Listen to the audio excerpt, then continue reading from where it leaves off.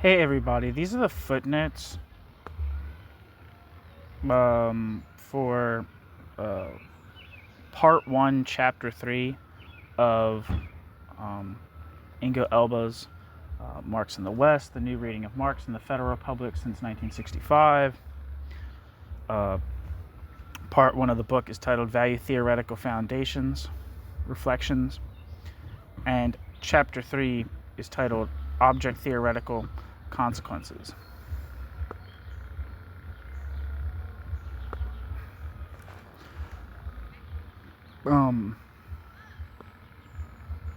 Yeah.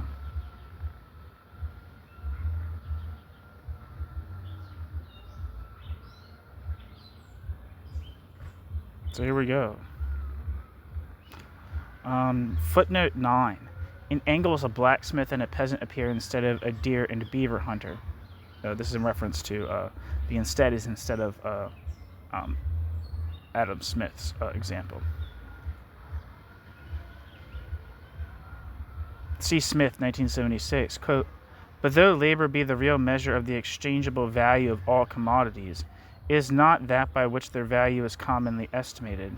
It is often difficult to ascertain the proportion between two different quantities of labor," unquote, etc. Quote, "People understand better what is meant by a quantity of a particular commodity than what is meant by a quantity of labor. The one is a plain, palpable object, the other an abstract notion," end quote. Smith. In doing so, and in contrast to Engels, Smith actually reflects upon the problem of reduction, though for him this remains a merely empirical issue. End footnote. Footnote. Smith. Here, quote, "the whole product of labor," end quote, still, quote, "belongs to the laborer," end quote. And I'm not sure what here is, but I can assume that this is like a pre-capitalist society, although Smith probably wouldn't use those terms, or wouldn't use those terms. Footnote 16, this is another quote from Smith, quote, "If among a nation of hunters, for example, it usually costs twice the labor to kill a beaver, which it does to kill a deer, one beaver will naturally exchange for or be worth 2 deer. If the one species of labor should be more severe than the other, some allowance will naturally be made for this superior hardship," end quote. Adam Smith.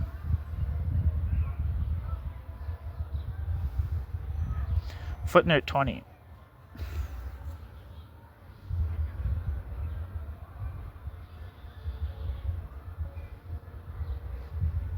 See Engels in Mega somewhere, and this isn't a quote, but it's a parenthesis. It says, parentheses, "Simple pre-capitalist commodities and commodity production constitute the starting point of Marx's analysis," end parenthesis.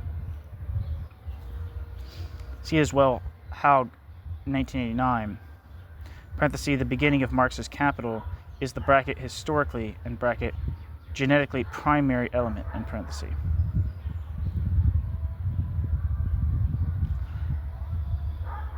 Footnote 21.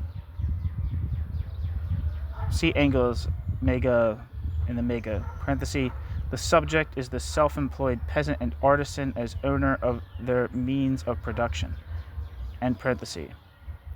Parenthesis, "Marx's law of value applies in its pure form only within this simple commodity production," end parenthesis.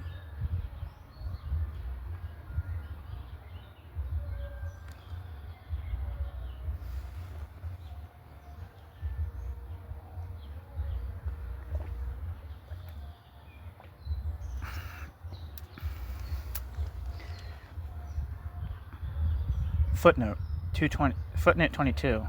"It is only after the introduction of metallic current money that, quote, the determination of value by labor time bracket is said to, and bracket, no longer appear visible on the surface of commodity exchange," end quote.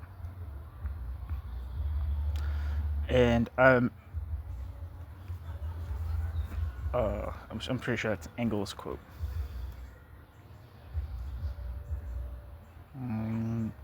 See someplace in the Mega, parenthesis, "The effort necessary for the production of commodities is known to all," end parenthesis, in this supposed simple commodity producing society.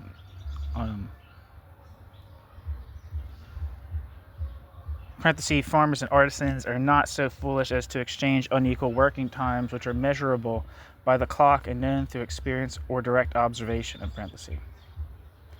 Parentheses, the necessity of breaking even or recouping one's cost teaches one a lesson, in parentheses. Parentheses, value, substance, abstract labor as a natural process, in parentheses. Thus, the criticism Marx levels against Smith applies to Engels as well. Smith, quote, mistakes the objective equation with which the social process forcibly establishes between unequal labors for the subjective equality of individual labors, end quote. Marx. Footnote 25, see Marx Engels Works 25, parenthesis, the effort necessary for the production of commodities is empirically verifiable, in parenthesis.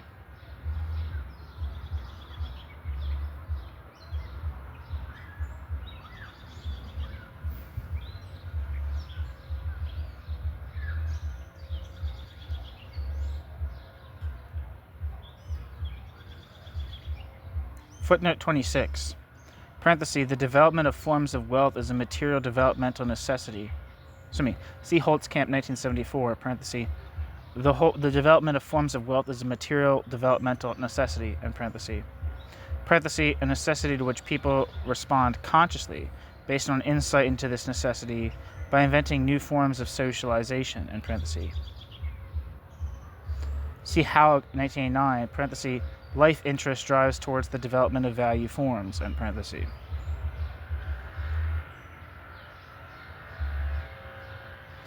Footnote 27, see Holtzkamp, 1974, parentheses, reference to the empirically and historically attested occurrence of developed value forms, in parentheses. See Engels in Marx Engels Works 13, parentheses, logical method equals historical method, abstracted from disturbing contingencies, in parentheses, as well as Holtzkamp, 1974, parentheses, the object is the developmental logic of historical progression, in parentheses, and Haug, 2004, parentheses, the genetic understood as the historical conceived as a model, in parentheses. Haug.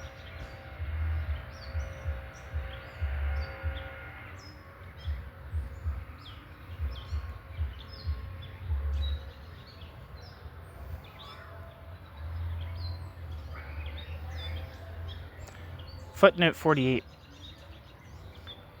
See Karl Scheuer, 1986, who emphasizes the non-identity of the student movement in West German neo-Marxism, quote, for the explicit formation of neo-Marxist, quote, schools occurs only after the peak of the opposition movement, end quote.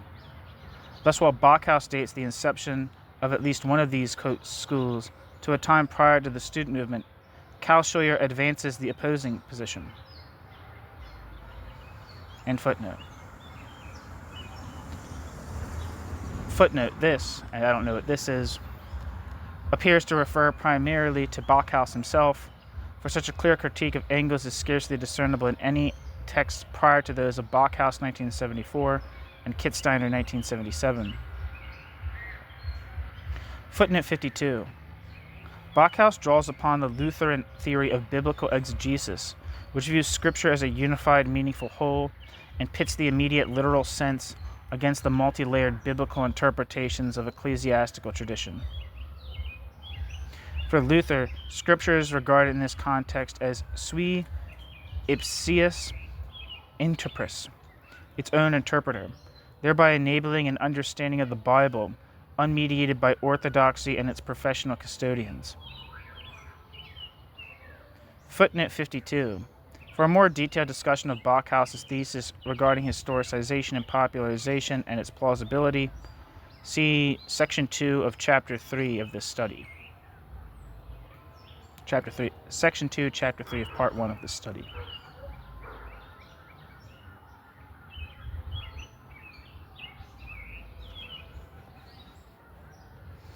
Footnote 62.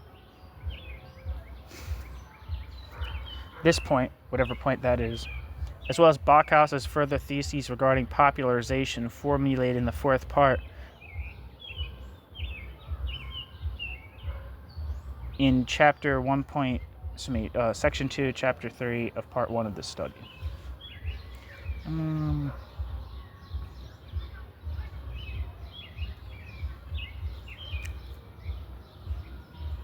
Marx, or this is from the Mega at least. Quote, if we look more closely, then for every commodity owner, every other commodity owner counts as a particular equivalent of his own commodity, and his own commodity therefore as the general equivalent of all other commodities. But since all commodity owners do the same thing, no commodity is a general equivalent. Consequently, the commodities possess no general relative form of value, in which they equate themselves as values, and compare themselves as magnitudes of value. They therefore do not confront one another as commodities at all, but only as products or use values. Unquote. Marx. Footnote 70. A number of inconsistencies in the argument still emerge. I don't know which argument. For instance, as has been shown in Güller's work, the critique of pre-monetary value theory is accompanied by a logically contradictory mode of presentation. Or Fisher reports without comment that Marx assigns, quote, historical epochs, unquote, to the undeveloped forms of value.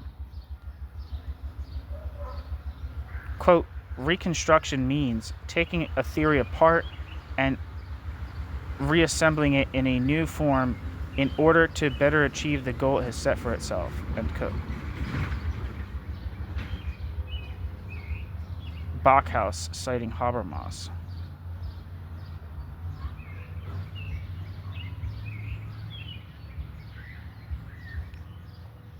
Footnote 76. Rubin had already drawn attention to this transformational sense of Marx's discussion of the, quote, content of value determination, end quote. Footnote 79. Heinrich Brinkmann, too, draws attention to the, quote, de-reification, end quote, of the concept of substance in Marx. However, Brinkmann pushes this thesis to the extreme of a production idealist interpretation. The claim that Marx, quote, identified value, or rather abstract labor, as the substance of the various products.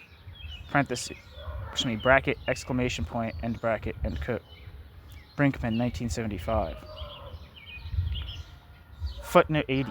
Here too, he, whoever he is, implicitly aligns himself with Rubin, specifically with Rubin's distinction between the production relation, abstract labor / value, and exchange value.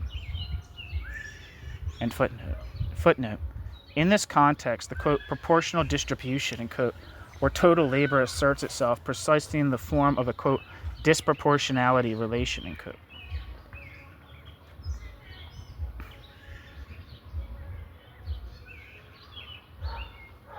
As a spontaneous natural process in which the measure of socially necessary labor is established in an uncoordinated manner mediated through the market. Footnote 89. Marx even employs the far more specific concept of the, quote, nation, end quote. Footnote 92. Direct socialization of labor means that people's labor is recognized a priori as a constituent part of total social labor because the actors stand within a direct context of domination or communication, whether through force, norms, language, etc. Indirect socialization of labor, as it occurs under capitalism, means that the social nexus is prior to the actors in such a way that it defines their labors as having been expended in private isolation.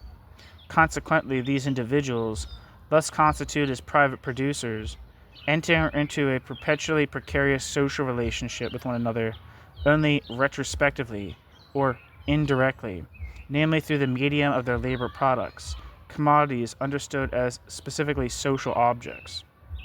End footnote.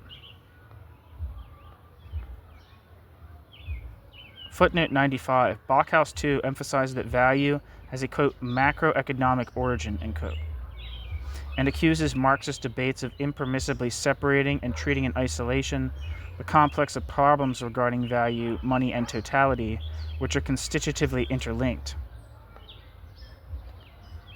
End footnote. Footnote. What Heinrich demonstrates regarding Smith and what Marx criticizes in Smith tends to apply to Engels as well. Engels, quote, mistakes the objective equation which the social process forcibly establishes between unequal labors for the subjective equality of individual labors, end quote. Marx. Hilferding had already pointed out, without specifically addressing Engels, the contrast between a theory of labor as disutility and Marx's labor theory of value. Quote, indeed, in Marx's concept of value-creating labor, every individual relation, bracket, to the needs or considerations of the producers, and bracket, is extinguished, end quote. Hilferding. Footnote 99. Both aspects, whatever these aspects are evident in the following sentence by Engels, quote, or does one believe that the peasant and the artisan were so foolish as to exchange the product of 10 hours of labor by the one for that of a single hour of labor by the other, end quote. Engels.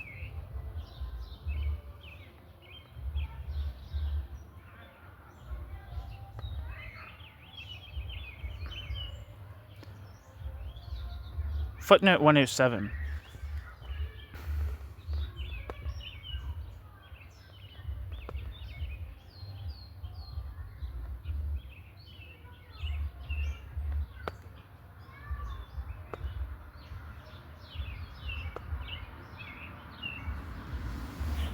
Footnote 107. Marx indeed states that, quote, it is only for this specific form of production, commodity production, that it holds true that, the specifically social character of the private labors, independent of one another, consists in their equality as human labor and assumes the form of the value character of the products of labor, end quote.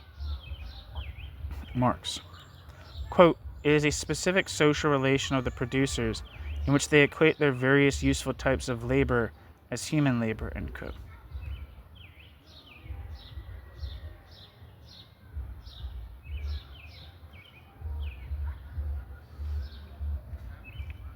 Footnote 108.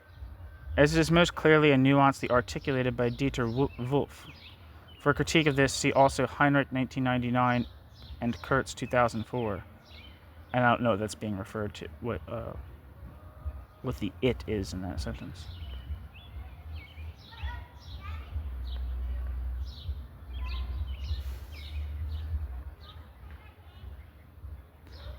As earlier as a year prior, Lucio Coletti criticized the, quote, Marxist Ricardian interpreters, end quote, of Marx, and their conflation of the fact that labor time must be of interest in any mode of production characterized by a division of labor, with the, quote, very specific manner in which this law operates under capitalism, end quote, wherein labor time assumes the character of a property of things, end footnote.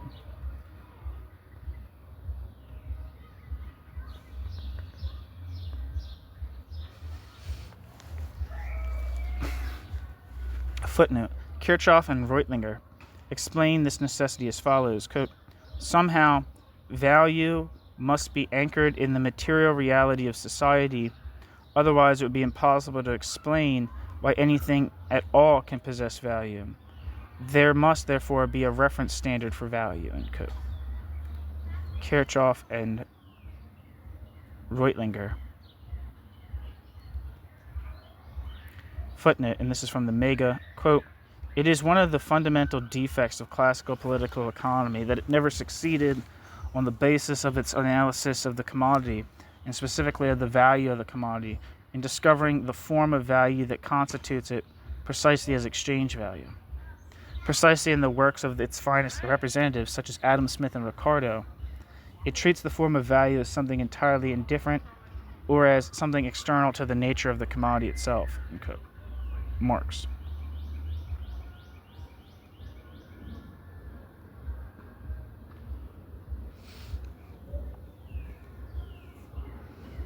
Footnote 137, Marx, quote, by, for example, the coat being equated as a value thing with the linen. The labor embodied in the coat is equated with the labor embodied in the linen. while tailoring, which makes the coat, is indeed concrete labor distinct from weaving, which makes the linen. The equation with weaving actually reduces tailoring to that which is truly common to both labors. Their shared character is human labor. By this roundabout route, it is then affirmed that weaving, too, insofar as weaving weaves value, possesses no distinguishing feature vis-a-vis tailoring, that it is, therefore, abstract human labor. Only the expression of equivalence between distinct commodities brings the specific character of value-creating labor to light, by actually reducing the distinct labors embodied in these distinct commodities to their common element, to human labor in general. End quote. Marx, cited in Brenthel, 1989.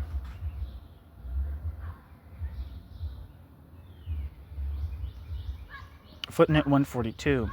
See Brenthel, 1989, quote, Marx's constitution theory of value thus avoids the circular justificatory relationships between value substance and value. Excuse me, let me repeat that. Quote, Marx's constitution theory of value thus avoids the circular justificatory relationship between parenthesis value and parenthesis substance and value form. Okay, sorry, I'm fucking that up. Elbe is including the value thing. So I'll just say that and then just read it how it's written. Marx's constitution theory of value thus avoids the circular justificatory relationship between value, substance, and value form that characterize substantialist and subjectivist value theories, where on the one hand, concrete labor itself is immediately declared to be general, and on the other, the concept of value is implicitly always already presupposed,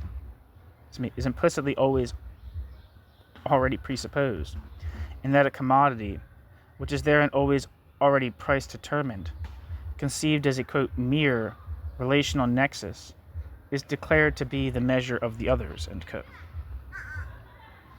Helmut Brenthel. Footnote, and this is another quote from Brenthel.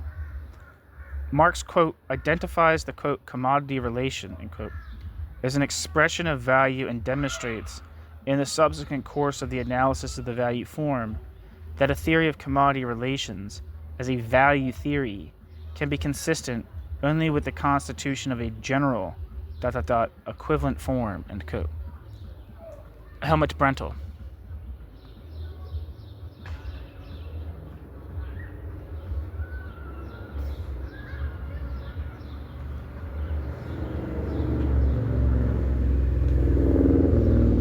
Footnote. The commodity owners, quote, can relate their commodities to one another only as values, and therefore only as commodities, by relating them in a reciprocal manner to some other commodity as the general equivalent, end quote. Marx.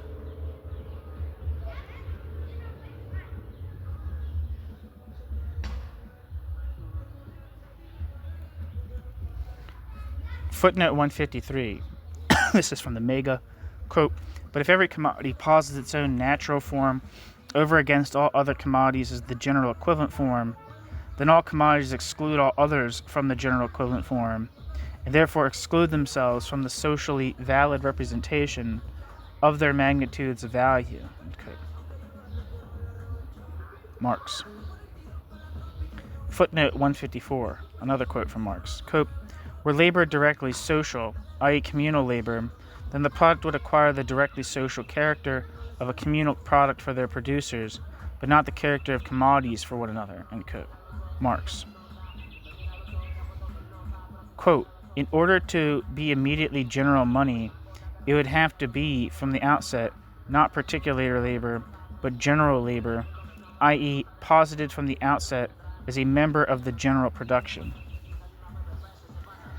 Under this presupposition, however, it would not be exchange that first imparts its general characteristic to it, but rather its presupposed communal character would determine its participation in the products. End quote. Marx.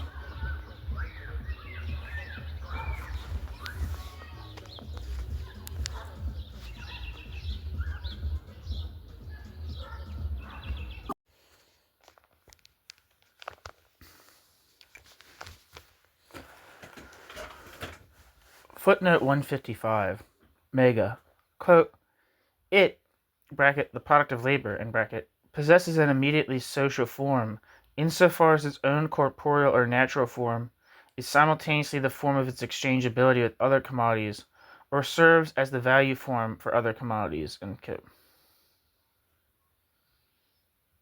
Marx.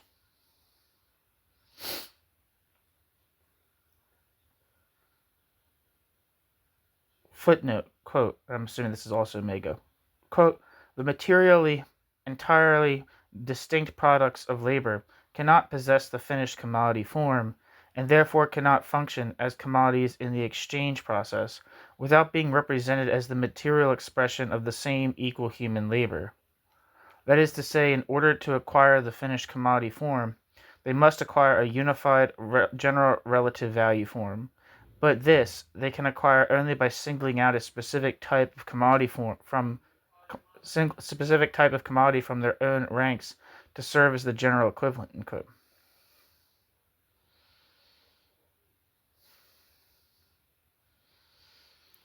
Quote, but the natural forms which they possess as objects of use are mutually valid for them only via this detour, that is, not immediately as forms of appearance of value.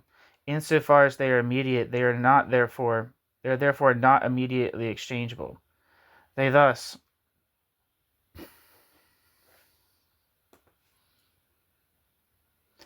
do not possess the form of immediate exchangeability for one another. Rather, their socially valid form is a mediated one, because the commodity in general does not, by its very nature, exist in an immediately exchangeable or social form, given that its immediate form is the form of its use value, not its value. Indeed, one can by no means discern from the form of general immediate exchangeability itself that it is a contradictory,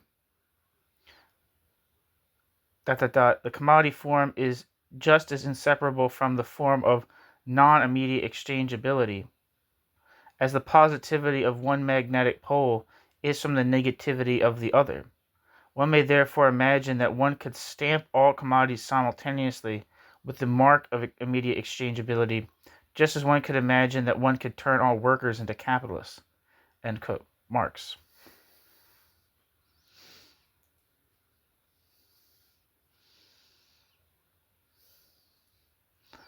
Footnote 162, and this is from the Mega, quote, through their common expression of value in the material of linen, all commodities as exchange values thus distinguish themselves from their own use values and simultaneously relate to one another as magnitudes of value. They qualitatively equate themselves and quantitatively compare themselves. End quote. Marx. Quote, a circulation in which commodity owners exchange their own articles for various other articles and compare them never takes place without various commodities belonging to various commodity owners being exchanged within the course of their circulation for one and the same third type of commodity and being compared as values. End quote. Marx.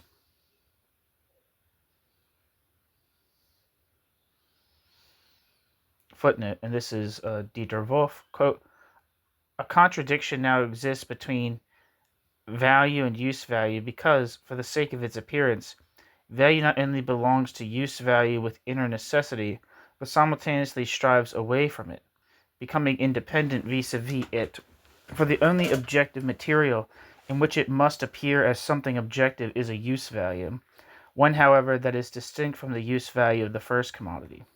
End quote. Wolf. Footnote 173. In contrast to Bachhaus, who regards the supposed rupture as a defect, I don't know which rupture, Alexander Galois argues that, quote, between the second and third parts of the first chapter, there is no transition, not even a rhetorical one, end quote. Alexander Galois, following an Althusserian interpretation of the, quote, logic of capital, Galois considers this rupture to be a hallmark of a, quote, multi-directional mode of presentation, end quote.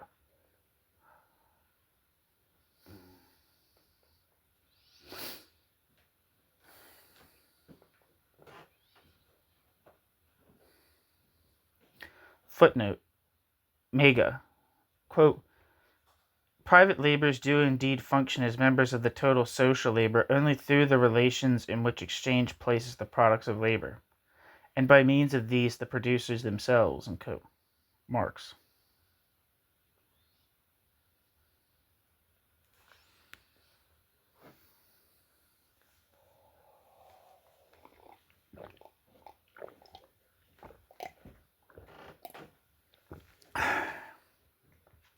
Footnote 180. Wolff would later designate this state of affairs as the, quote, objective semantics of economic objectivity, end quote. Wolff.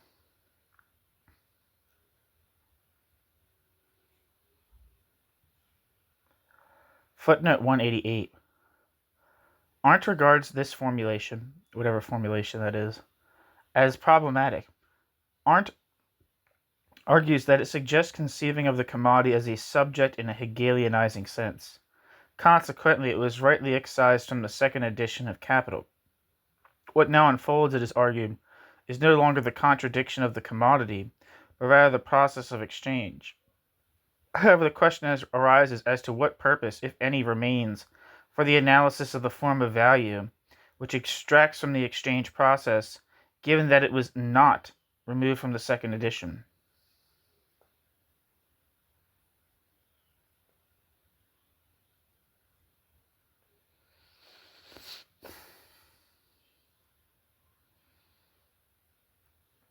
Footnote 198.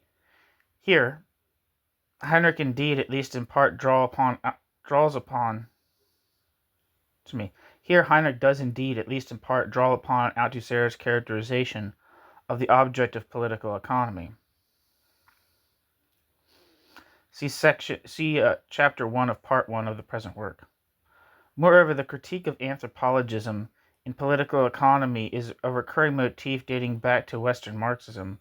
For instance, Hans-Jürgen Kroll observes that political economy, quote, adopts the standpoint of classical natural law, end quote, is therefore not only anthropological, insofar as it identifies the determinations of the legal person with those of the individual in general, but also idealistic, for it, quote, is based on legal categories which in themselves would first have to be derived from economics, end quote. Kroll.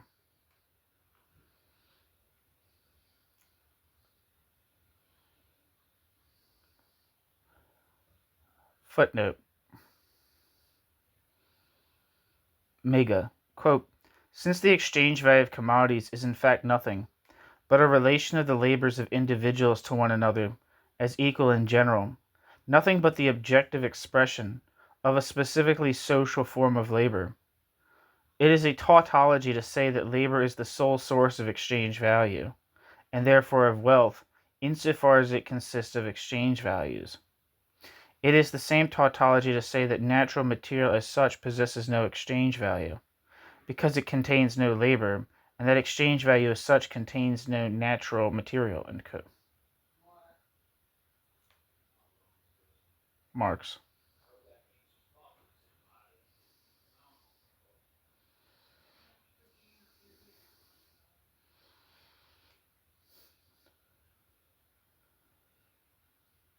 Footnote 211. See Michael Berger's definition, which closely follows Heinrich. Quote, abstract labor is socially produced exchangeability, end quote. Footnote 212. Heinrich also cites the following passage from Marx's Capital. Quote, the money crystal is a necessary product of the exchange process, in which products of various kinds of labor are actually equated with one another, and hence actually transformed into commodities, end quote. Marx.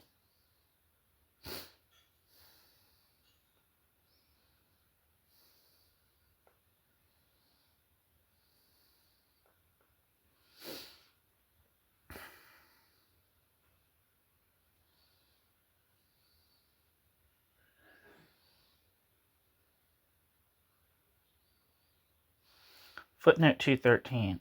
Analogously, in the following sentence by Marx, Michael Berger distinguishes three layers of meaning within the concept of labor. Quote, but insofar as the concrete labor, tailoring, counts as the mere expression of undifferentiated human labor, It possesses the form of equality with other labor, end quote. Marx. For Berger, quote, concrete labor counts as unequal, quote, concrete production labor, end quote. Quote, undifferentiated human labor, end quote, as, quote, concrete production labor without specific content, end quote. Berger. Or as a, quote, empty physical quantity of labor, end quote. Berger. And finally, the, quote, form of equality as the, quote, exchangeability of the products of labor, end quote. Berger. Only the latter, he argues, is a genuinely social theoretical category, whereas the undifferentiated nature of the second layer of meaning represents a property of every individual labor taken in isolation.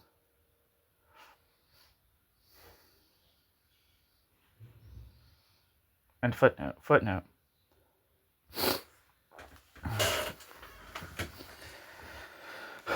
This concept, whatever concept that is, of abstract labor can already be found in Hegel. Quote, the laboring of the individual becomes simple through division, and thereby both the skill in his abstract labor and the quantity of his productions increase. The abstraction of producing, furthermore, renders labor increasingly mechanical. Quote. Hegel.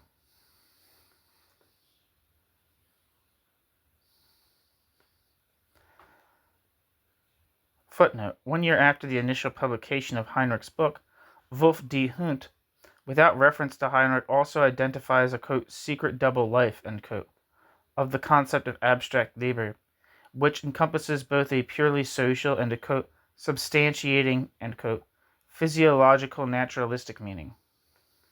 And footnote. Footnote. He, and I don't know who he is, also refers critically to the following passage, quote, expenditure of human brain, muscle, nerve, hand, etc., end quote. He is probably Heinrich, that's my guess. Footnote. Mega.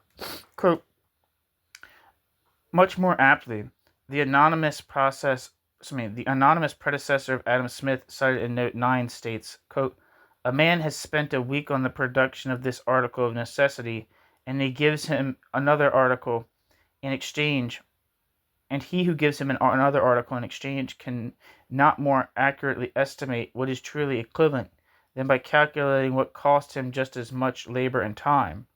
This signifies, in fact, the exchange of the labor that one man has spent on an article in a specific time for the labor of another spent on another article in the same time, end quote. Marx.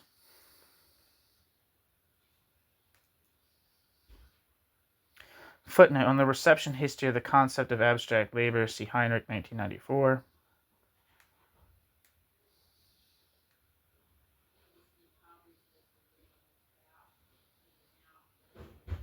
Footnote. Several years later, Moishe Bastone terms this, whatever this is, a, quote, heterogeneous totality, end quote.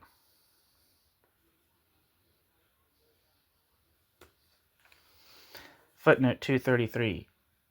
See Castoriadis, 1981. Here, Castoriadis identifies a vacillation in Marx between a, quote, Aristotelian and a Hegelian position.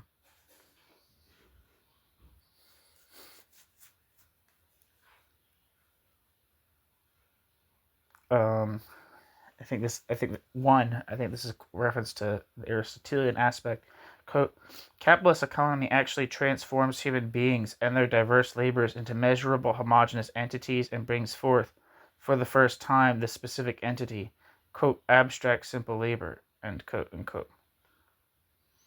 And then 2, which is in reference to the Hegelian position, quote, capitalist economy finally brings to light that which had always already existed in concealment, the substantial and essential equality of human beings and their labors, end quote. Dieter Wolff would subsequently take issue with both of these statements.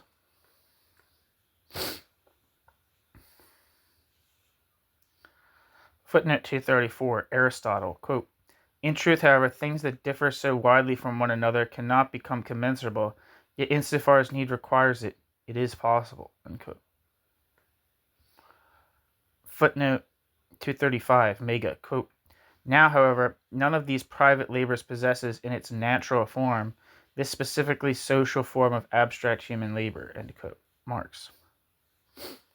Footnote, Mega, quote, tailoring, for example, in its material determinacy as a particular productive activity, produces the coat, but not the exchange value of the coat.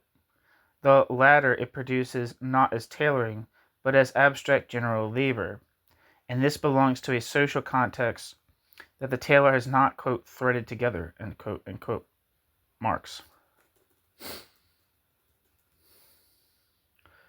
Footnote 241.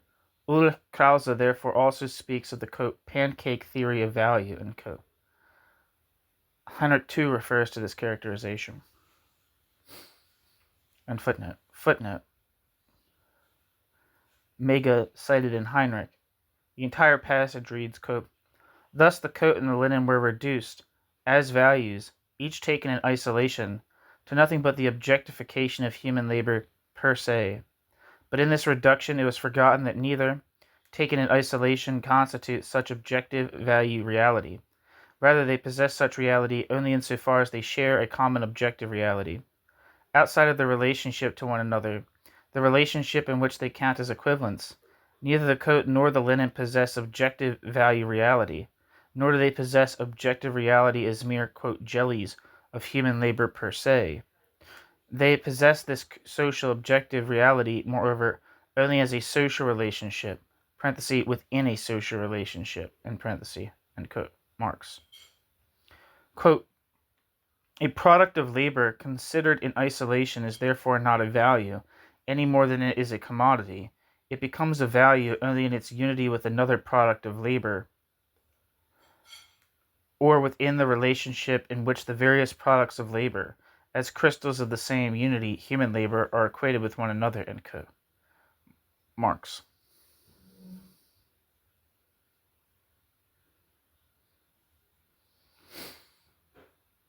Footnote 254.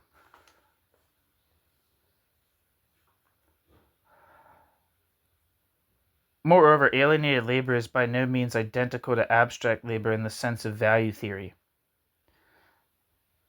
This point must also be raised in opposition to Robert Kurtz's efforts. See Kurtz's enumeration of, quote, labor abstractions in the style of the economic and philosophic manuscripts. Footnote 257. Thus value is not, as suggested by Dockereau, identifiable with the compulsion to exchange products. That is, it is not identifiable with the socialization imperative, which places labors of the actors into a retrospective social relationship with one another. Footnote 265.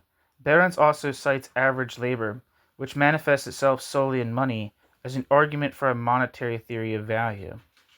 Arguing against, quote, expended labor, end quote, concrete labor measured in time, as the basis and measure of value in political economy, Behrens contends that average labor is not, quote, given as a quantitatively determined, end quote,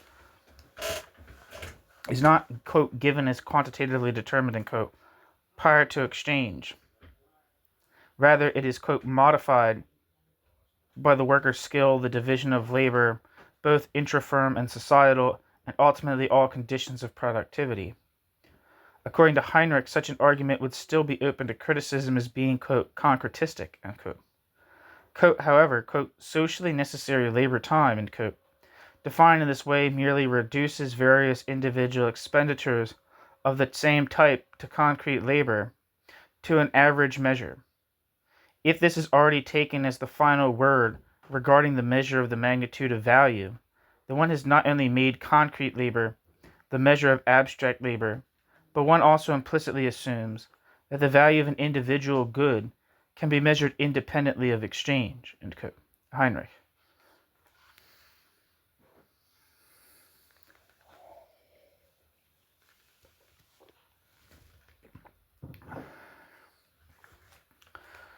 Footnote 266. The term, whatever term that is already found in Adorno and must not be confused with Moishe Pastone's category of abstract time.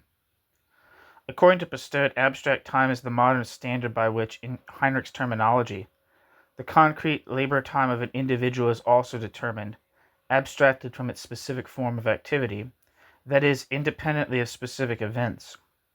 Here, concrete times, e.g. the time required to cultivate a field, are no longer related to another concrete time. Rather, concrete activities are subjected to a unified, abstract, continuous, and conventionally determined standard.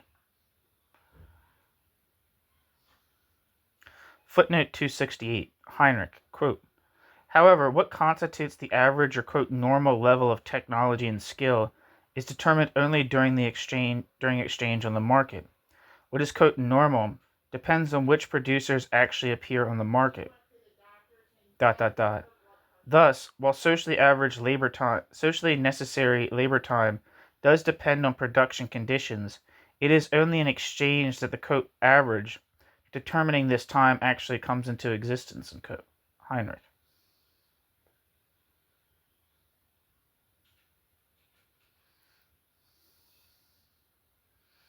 Footnote 269. See Reiter 2002, who defines abstract labor as the result of an abstraction, not only from the concrete content, but also from the concrete duration of the labor.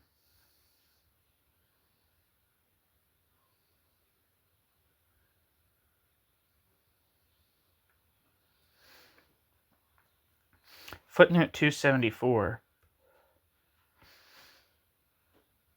Marx argues using both average labor time in these here into these two different places in the collected works.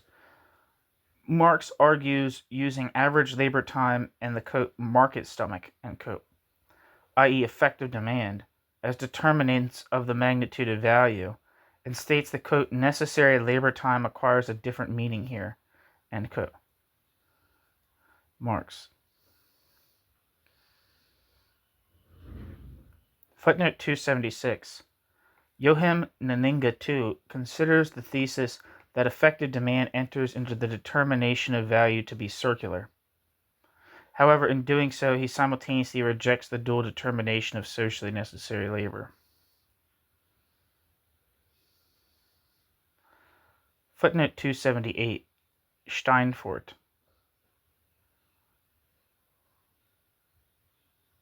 Wait, hold on. No, I think this quote is from Mega. Sorry. Apart from the regulation of prices and price movements by the law of value, it is therefore entirely appropriate to regard the values of commodities, not merely theoretically but historically, as the prius of prices of production, end quote.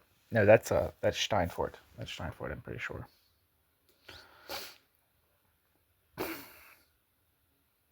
Footnote 279, Mega, quote, suppose, finally, that every piece of linen available on the market contains only socially necessary labor time. Nevertheless, the aggregate sum of these pieces may contain labor time expended superfluously. If the, quote, market stomach, end quote, is unable to absorb the total quantity of linen at the normal price of 2 shillings per ell, this proves that too large a portion of total social labor was expended in the form of linen weaving. The effect is the same as if each individual linen weaver had expended more than the socially necessary labor time on his individual product, end quote.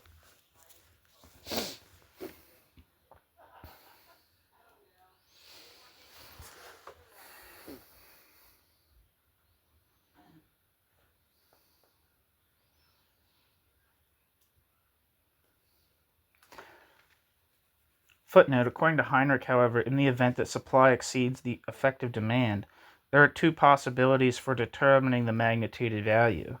First, that a portion of the production remains unsold, while the value of the goods actually sold continues to be determined by average labor time. Second, that the entire product is sold, but the value of the individual commodities is therefore reduced to a lower level.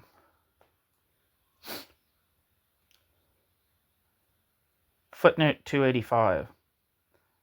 In the same year, I think 1977, Ulrich Krause also notes, quote, that abstract labor results from the specific mediation of concrete labors within the value relation, and that therefore the magnitude of value cannot be determined independently of its manifestation as price, quote, Krause. This has raised an objection against a substantialist, what Krause terms the, quote, pancake theory of value, end quote, which suggests, quote, that commodities are filled with value just as pancakes are with jam, end quote. Krause.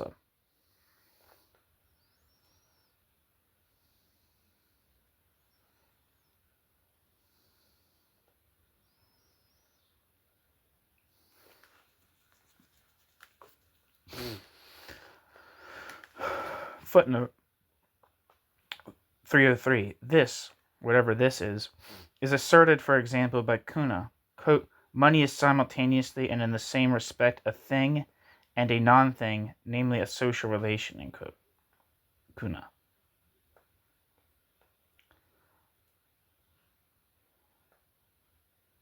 Footnote.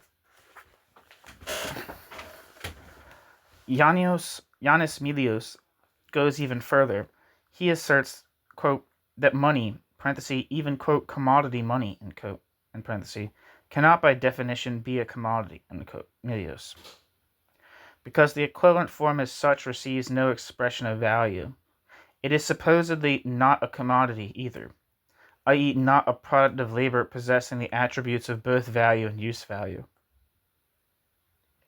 In doing so, however, Milios conflates the representation of value with the possession of value by a commodity, and unmediatedly pits the polarity relation of the value form against the equivalence relation of that same form, a relation clearly emphasized by Marx. Quote, the simple value form thus does not express me. Let me repeat that. Quote, the simple value form thus does not possess the character of a symmetrical relation of equality, or of a conventional equivalence, X commodity A equals Y commodity B, which implies that Y commodity B equals X commodity A, end quote.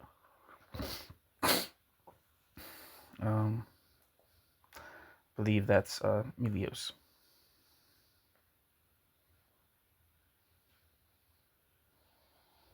Finally, Dieter Wolff points out that according to Marx, while money indeed has no price, money's magnitude of value nevertheless finds its expression in the totality of those commodities functioning as relative value forms. And quote, I mean, on what I was saying in quotes, not a quote. In this context, Wolff refers to a quote from Mega. Quote, one need only read the quotations in a price list backwards to find the magnitude of value of money represented in all manner of commodities. Money, by contrast, has no price. In order to participate in this unified relative value form of the other commodities, money would have to be related to itself as its own equivalent. End quote. Marx.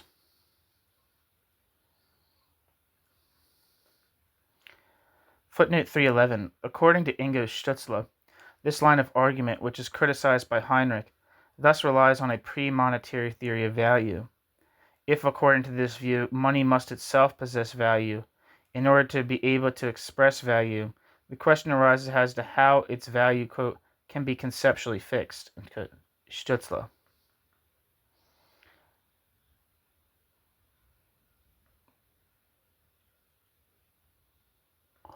However, it remains unclear in this context what Stutzla means by, quote, conceptual fixation, end quote. For by speaking of value as distinct from money, Stutzla has already conceptually fixed it, even if value is not empirically, quote, not yet empirically, quote, tangible. In this way, has not yet found an adequate form of existence, and would therefore not exist in reality were it not determined to persist as money.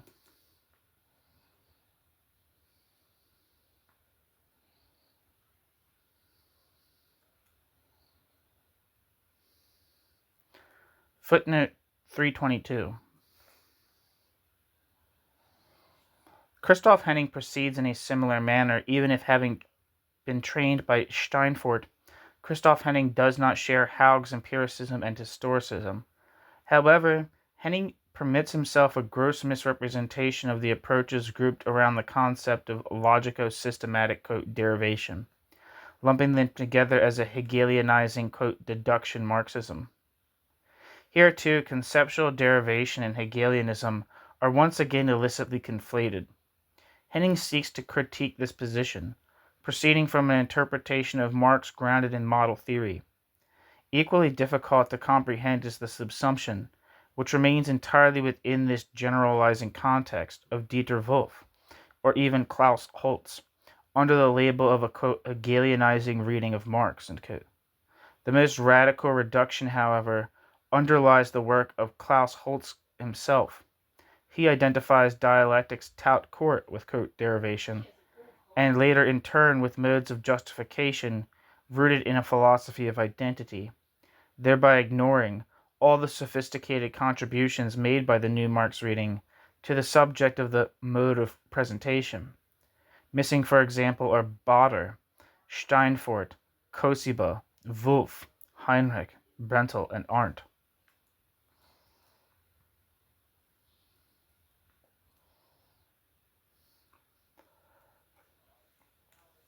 Footnote 329.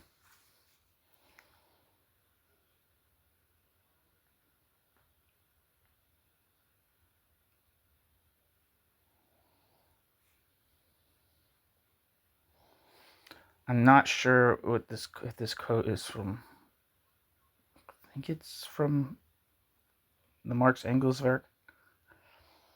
Or it could be from Heinrich. I don't know. Quote,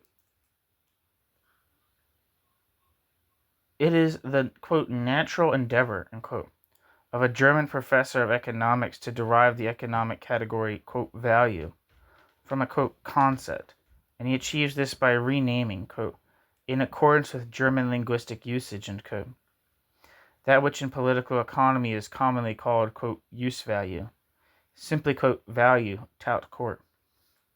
And as soon as, quote, value, tout court has been found, it serves in turn to derive, quote, use value from this, quote, value, tout court, end quote.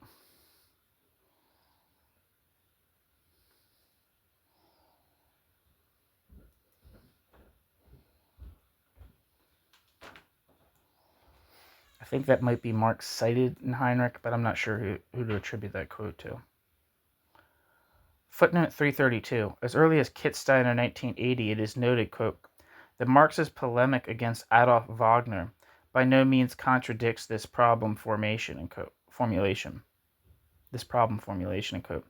Referring to the task Marx set for the analysis of the form of value, quote, to prove that the form of value springs from the concept of value, quote, but rather relates solely to Wagner's conception of the, quote, concept of value, end quote, end quote. Marx.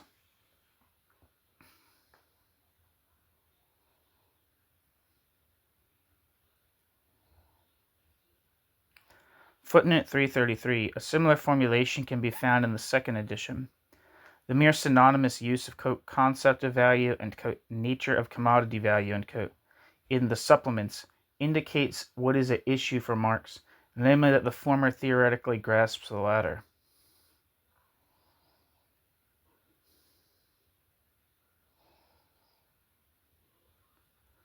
Footnote, Heinrich, 2008. The subject is, quote, value objectivity as it is grasped within the concept of value, end quote.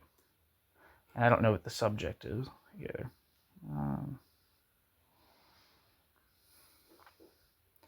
Footnote 342.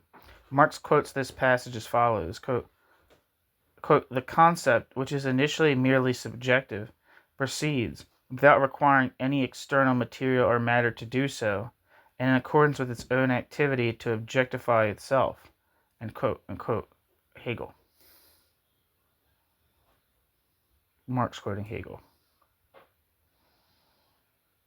Footnote 344, Mega, quote, it will be necessary later before breaking off from this inquiry to correct the idealistic mode of presentation, which creates the illusion that what is at issue here concerns merely conceptual determinations and the dialectic of these concepts, specifically above all the phrase, the product or activity becomes a commodity, the commodity exchange value, the exchange value money, end quote. Marx. I believe that's in the Grundrisse, but I'm not sure.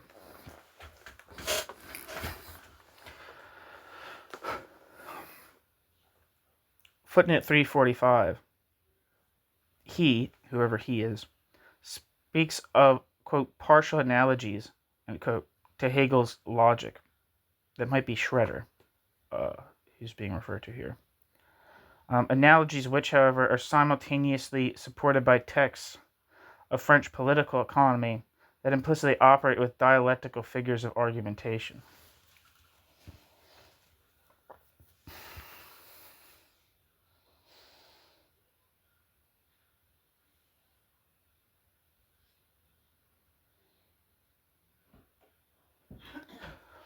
Footnote 349, quote, at every moment in calculating, bookkeeping, etc., we transform commodities into value signs.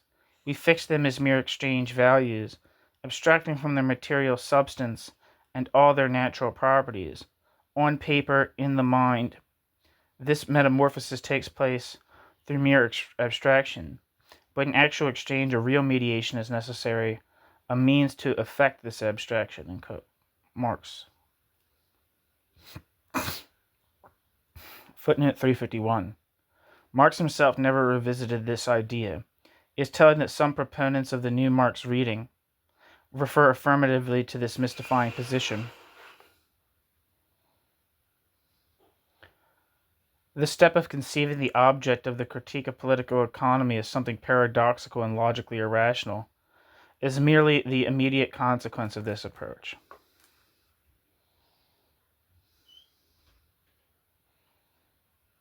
And it says, see Mega, some page, some volume, some page, quote, theoretical thought, and quote, relation of commodities to one another, and the concept, quote, thought thing, and, quote, analytical, consideration of commodities, and their, quote, real relation to one another, end quote. Marx in some context that I'm not privy to. Footnote, Mega, quote, the concrete is concrete because it is the concentration of many determinations, hence unity of the manifold, end quote. Marx.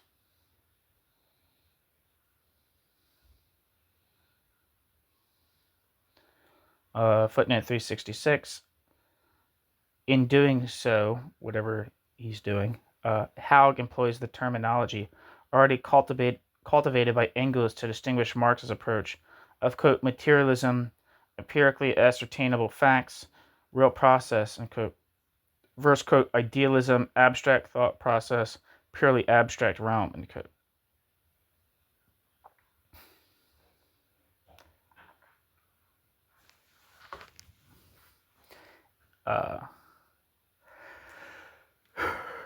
End quote. Footnote 368 from Engels, quote, my analytical method, which does not proceed from man but from, what did I say that? Why did I say Engels? Footnote 368, this is a quote from the Mega, quote, my analytical method, which does not proceed from man but from the economically given social epoch, end quote. Marx.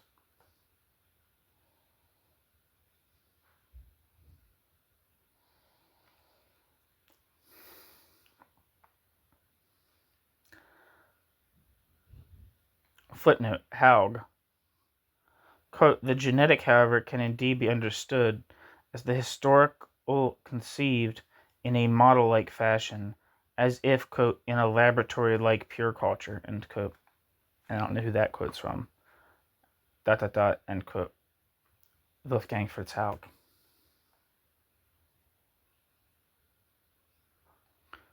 Footnote 378, Heinrich, quote, even less in the, quote, and even less is the, quote, impractical, dysfunctional, end quote, which Haug understands as the driving force behind the development of the value form, and which is supposed to lead to the sublation of a form. An argument against the classical neoclassical elimination of money from theory.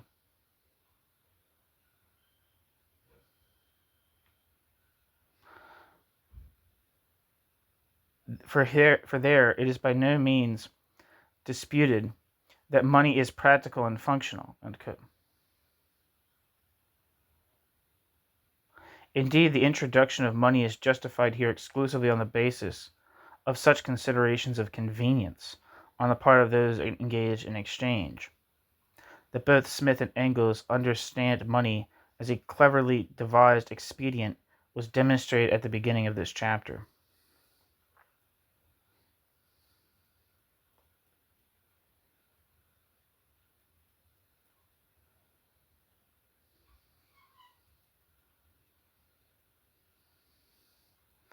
Footnote 396. Mega, quote, "The secret of all value forms is hidden in this simple value form," end quote. Marx. Footnote 397. Since Haug, too, allegedly misuses the Marxian term, quote, "contemporary history," end quote, this concept must be clearly distinguished from historicist interpretations.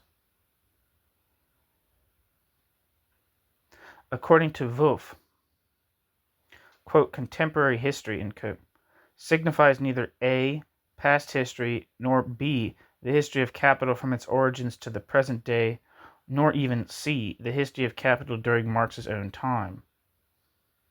Rather, in Marx's usage, quote, "contemporary history," end quote, stands for capital as a system, as an objectively mediated context of action that reproduces its own presuppositions as its results.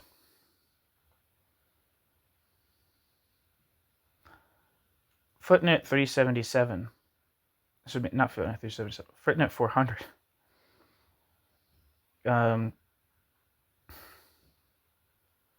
This is a quote from Mega.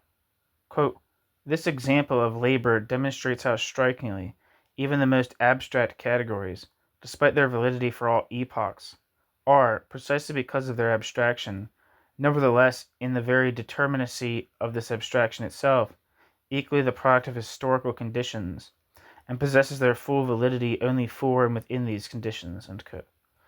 Marx.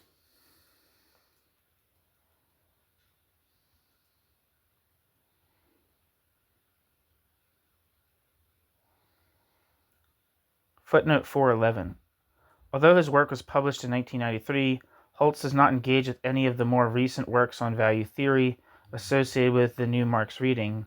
Neither Wolff, 1985, nor Brentel, in whose work alone is found a reflection on the, quote, examples in the chapter on fetishism, nor Brentel's book being from 1989, nor Heinrich, 1991.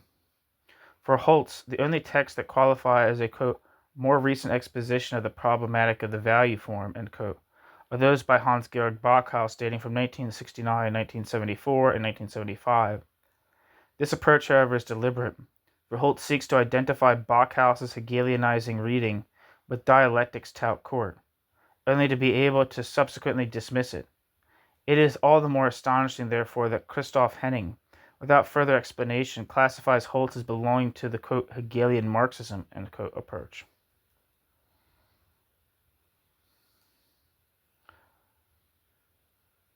Footnote, and this is Holtz, quote, "Only when the value of products presents itself in the form of value does this universal condition become a specific form. Marx could have drawn a clearer distinction between a general concept of the product of labor and that of the commodity," end quote. Holtz.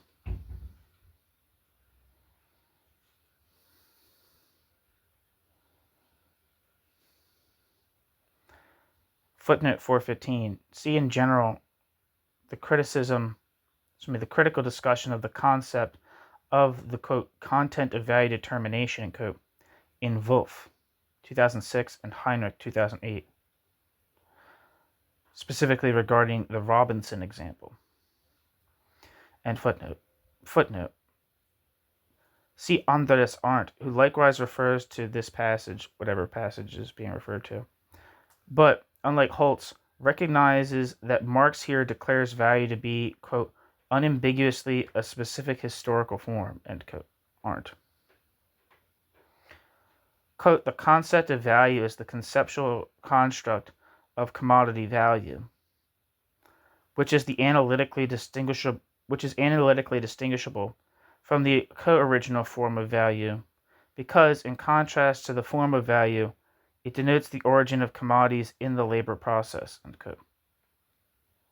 Marx.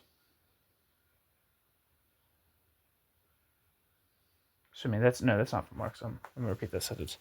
Quote, the concept of value is the conceptual construct of commodity value, which is analytically distinguishable from the co-original form of value, because, in contrast to the form of value, the concept of value denotes the origin of commodities in the labor process. End quote. Holtz.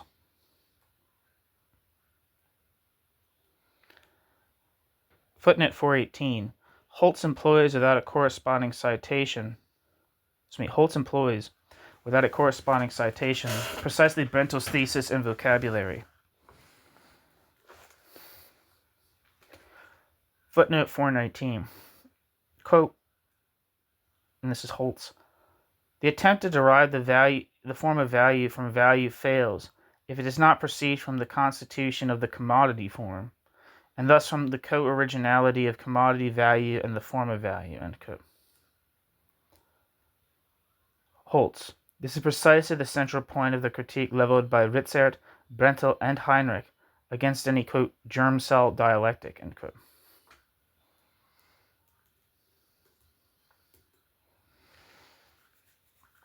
Footnote 422.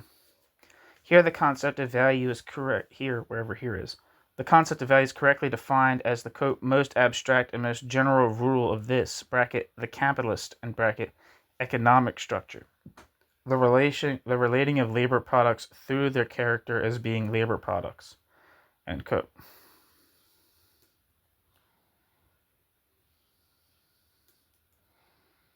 I don't know who that quote is from.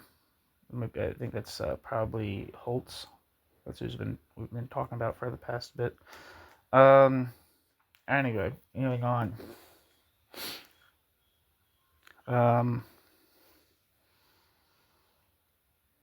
Footnote 426. Dieter Wolff already criticized the use of this passage from Marx for the purpose of clarifying the concept of abstract labor within the context of his critique of Helmut Reichelt.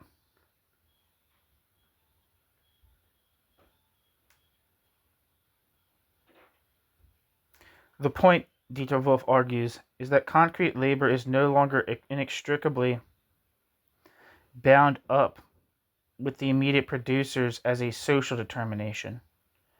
Parenthesis, the separation of the personal individual and class individual, in parenthesis. Not that it concerns labor as the basis of value. When reference is made to the empirical abstraction of labor, the subject is the transformation of the labor process, conditioned by the valorization process, a transformation that renders labor, quote, poorer in content, end quote. Wolff. To speak of this labor as value substance is, he contends, nonsensical, because value is already presupposed in it.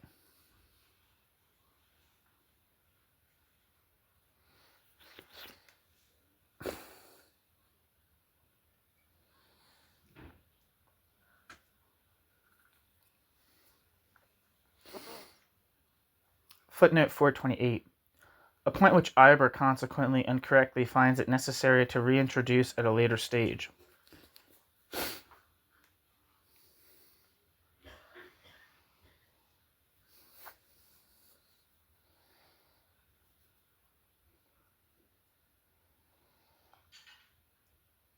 Footnote 429.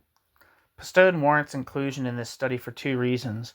Pistone developed his position primarily in critical engagement with the German debate, and he also published his initial formulations on the subject in Germany.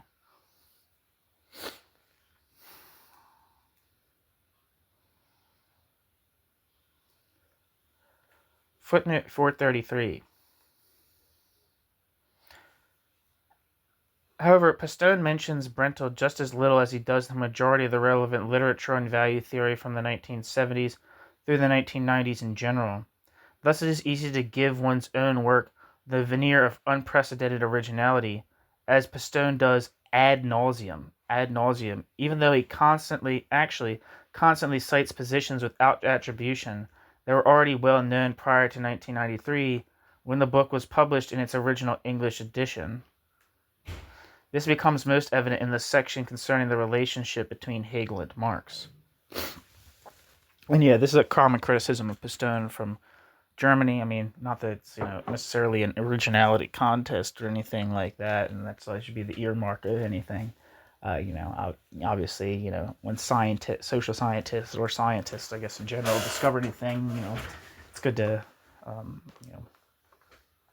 attribute the work that people do. But this is kind of like one of the things I remember in Heinrich's review of Pistone is basically saying, saying this is like, Pistone, is a graduate student under Irving Fetcher, who was also like the doctorate advisor for other people important, and I can't remember exactly who. Maybe Reichelt even, not sure, or at least other people that were important. So he was definitely in this milieu, and he doesn't really attribute to too much to any of these like people. Also, Heinrich's main critique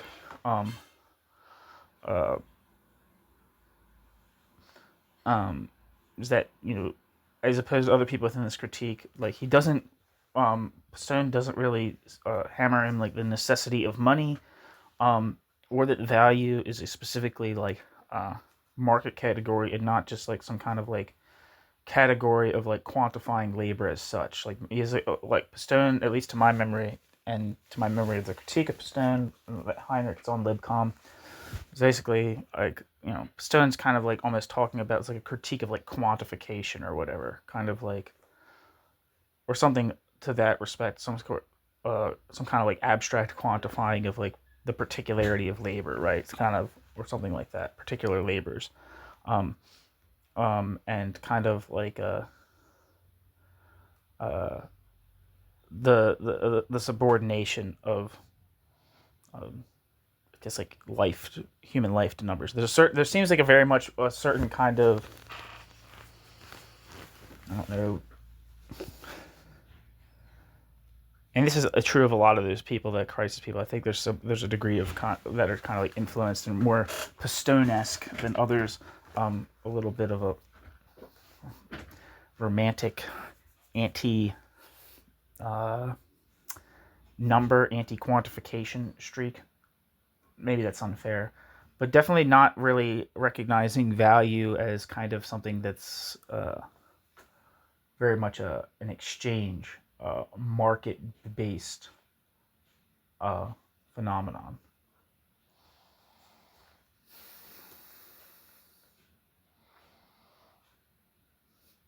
Anyway, footnote 440, Marx Engels work. Quote, what is valid only for this specific form of production, commodity production, is that the specifically social character of the private laborers, independent of one another, consists in their equality as human labor and assumes the form of the value character of the products of labor, end quote. Marx. Footnote 442. The thesis regarding the, quote, eminently critical character of Marxian categories had already been advanced by Georg Lohmann in the very year Brentel's contribution appeared, which I think is 1989, albeit with significant differences, yet entirely comparable with respect to the interpretation of the initial determinations of Marx's Capital.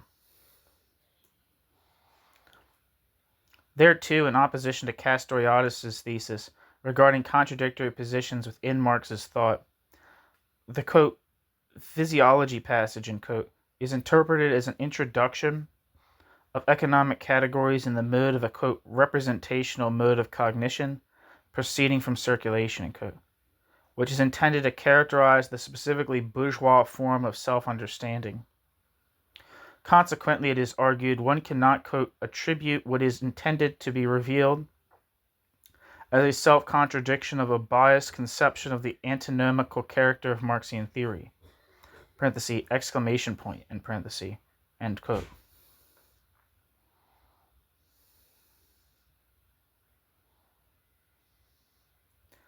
However, this assertion does not become any more plausible in Lohmann's account either. It goes so far, in fact, as to discern, already within the concept of use value, on the first 2 pages of Marx's Capital, a, quote, orientation determined by capital from the very outset, end quote. Generally speaking, this reading of a, quote, imminent exposition, which attempts to conjure away all the contradictions of the first chapter by appealing to Marx's use of figurative language, must be considered a failure. This does not mean that Marx does not at times actually proceed in this manner, as is demonstrated by the example of the initial determination of exchange value, or by the thesis that objects do not acquire their properties within relations, but merely, quote, exercise them there. A thesis Marx employs as an analysis of the form of value in the context of interpreting the peculiarities of the equivalent form. This statement, in which Marx is, in fact, satirizing everyday common sense, has consistently met with indignant objections from analytic philosophers who sought to accuse Marx here of holding a reductionist understanding of two-place predicates. It is precisely here that Lohmann's general premise hits the mark, when he argues that this is not Marx's thesis, but applies, quote, only for representational thinking, end quote. Lohmann. A mode of thought that reifies such relational properties.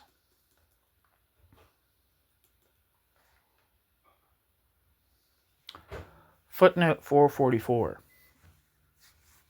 However, Postone could at least have mentioned that this does not apply to, whatever this is, does not apply to a crucial class of so-called, quote, producers, and that, when presented in this form, it tends instead to reproduce the illusion of simple circulation, namely that property is constituted through one's own labor. Footnote. The abstract general character of labor, quote, owes itself, end quote, to its synthetic function. End footnote.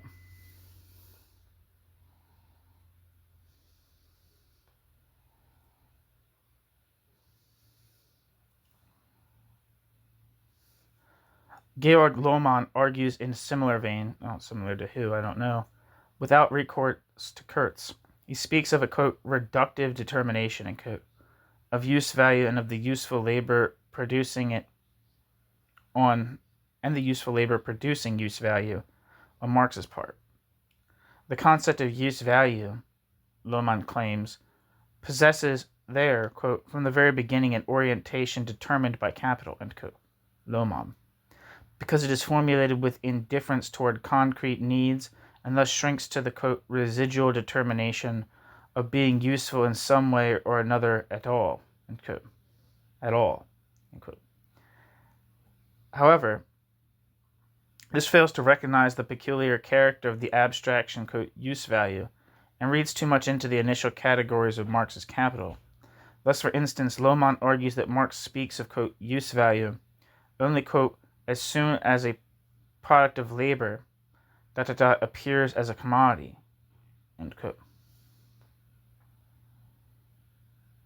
Otherwise, he employs the term, quote, article of use, end quote, which is intended specifically to denote a mode of utilization that is specific to a given situation and need.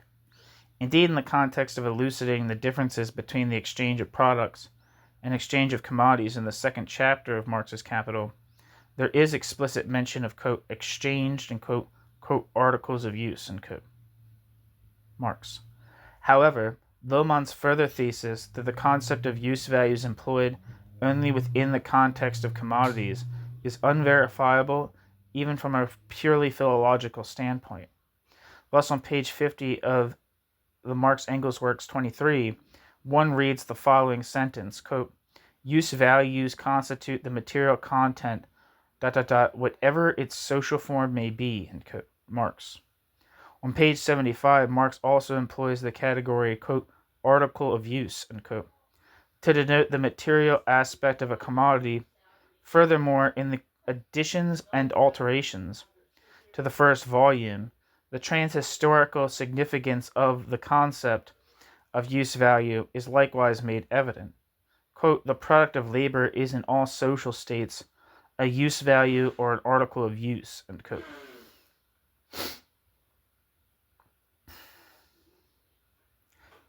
End quote, Marx.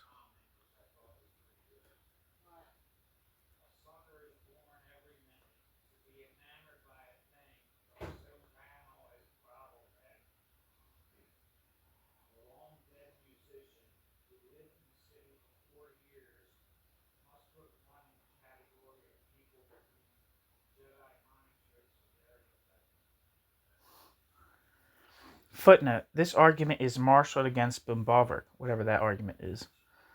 Stoppelfeld, in turn, adopts this line of reasoning from Joachim Naninga, whatever that line of reasoning is. Footnote 471. The confusion of cause and effect of form and matter determined by form is also evident in the thesis regarding, quote, abstract, repetitive, solely, quote, value-producing, productive labor, end quote. Kurtz. Here, abstract labor is conflated with a specific type of concrete labor. Abstract and alienated labor are already identified as such by Coletti. This ultimately gives rise to his thesis concerning the, quote, closest connection, end quote, between value theory and the early writings.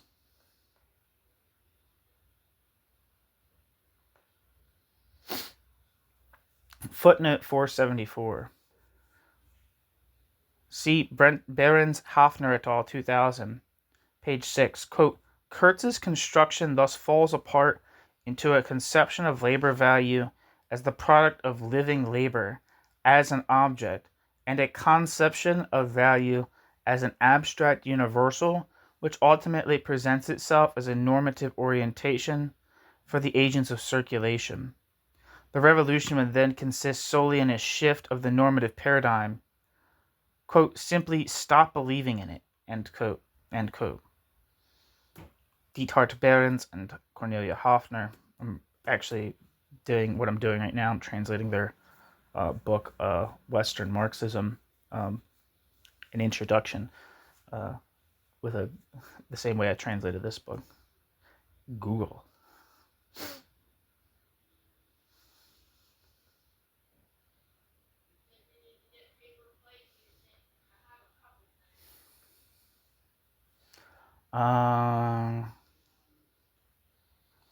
This is a quote. I'm not sure if this is by Heinrich or this is, no, this is Heinrich. Quote, fetishism does not consist merely in the fact that products of labor are viewed as value objects. For in bourgeois society, products of labor do indeed possess objective value character, insofar as they are exchanged, but rather in the fact that this objective value character is regarded as a, quote, self-evident natural necessity, end quote, Marx, end quote, Heinrich.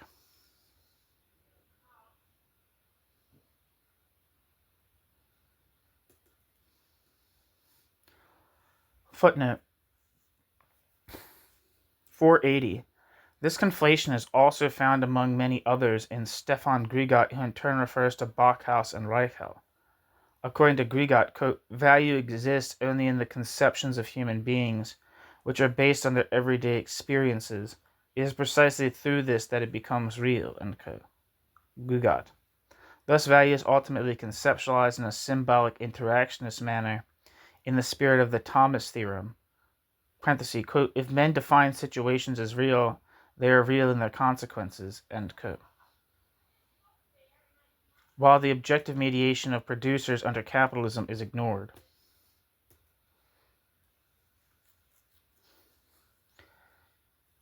Footnote.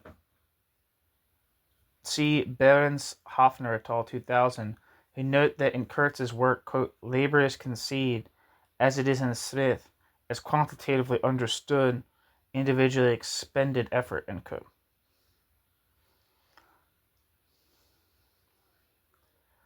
quote, subjectively quantified time, the Smithian expenditure of labor, manifests itself in commodity production as a, quote, form of value, or the, quote, value objectivity of the product, end quote, end quote. Behrens Hofner et al.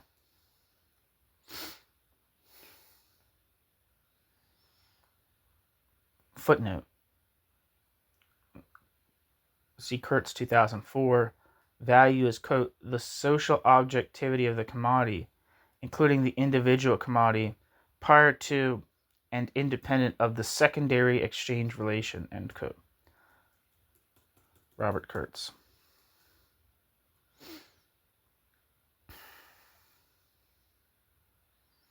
Footnote 492. Mega. Quote, if we abstract from its use value, we also abstract from the corporeal component and forms that make it a use value. It is no longer a table, a house, yarn, or any other useful thing. All its sensuous qualities are extinguished, nor is it any longer the product of the work of a carpenter, a builder, a spinner, or any other specific productive labor. With the useful character of the products of labor, the useful character of the labors embodied in them also vanishes. The various concrete forms of these labors vanish as well. They no longer differ from one another, but are all alike reduced to equal human labor, abstract human labor, end quote. Marx.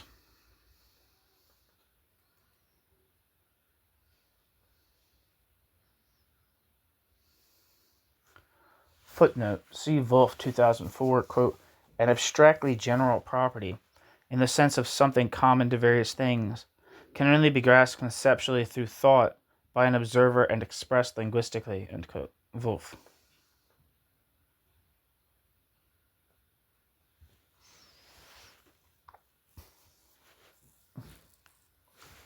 Footnote 505, Mega 2.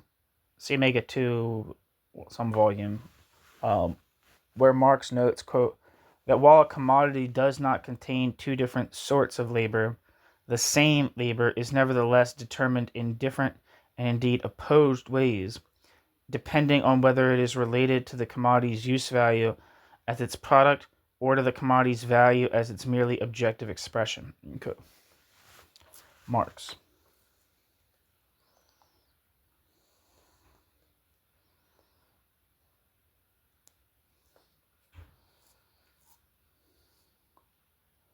Footnote 506, see Wolff 2004. This, whatever this is likely also why Wolff does not refer to this abstract labor, conceived as a general attribute of all concrete labors, as, quote, physiologically identical, end quote, labor, as Rubin does. Footnote. Mega. Quote, only specific labor confronts a natural substance, end quote.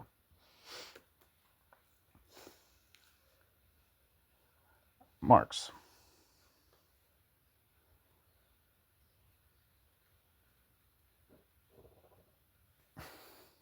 Footnote 521. Wolff also points to the following passage in Marx's Capital. Quote, both, bracket, concrete labors, in bracket, therefore possess the general character of human labor, and may therefore, in certain cases, e.g. in the production of value, be considered solely from this perspective, end quote. Marx.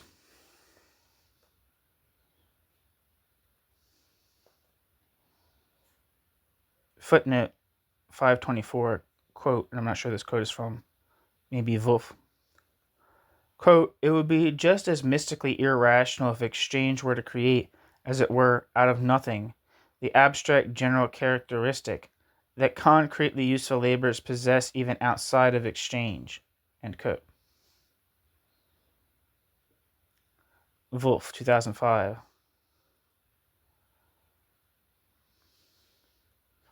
Footnote 527, see Heinrich, 2008, quote, however, abstract human labor is not simply present when, for example, a carpenter crafts a table or a seamstress makes a skirt. We obtain this abstract human labor only as the result of a process of abstraction, specifically when, within the exchange relation, one abstracts from the use values of the exchange products, and thereby also from the useful character of the respective labors, end quote. Heinrich.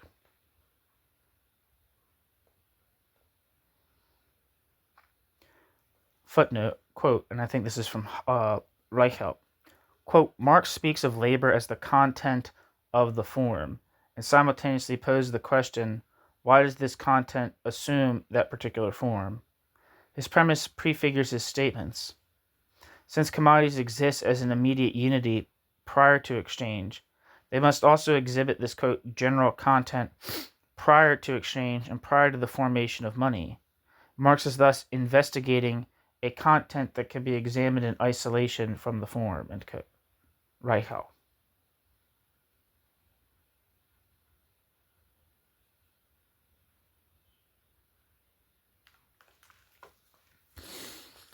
Footnote 533. In the Grundrisse, this was reportedly still different. Here, according to Wolff, Marx did not view the question of abstract value-forming labor from the perspective of its source of origin, circulation, and still conflates concrete labor in general with abstract value-forming labor under the term labor sans phrase. Later, however, end quote, Wolff. No, excuse me, that's not a quote. That's a paraphrase, sorry. Later, however, Marx employed the concept of, quote, labor sans phrase, end quote, only critically, in order to point out political economy's failure to distinguish between abstract labor, specific forms of concrete labor, and concrete labor in general. The eternally valid metabolism between human beings and nature. He quotes from a letter to Engels dating from 1868, quote, it is strange that the economists, without exception, overlook the simple fact that if the commodity is a duality of use value and exchange value, that the labor embodied in the commodity must also possess a dual character, whereas a mere analysis based on, quote, labor sans phrase, end quote, as in the case of Smith and Ricardo, etc., must inevitably encounter the inexplicable at every turn, end quote. Marx.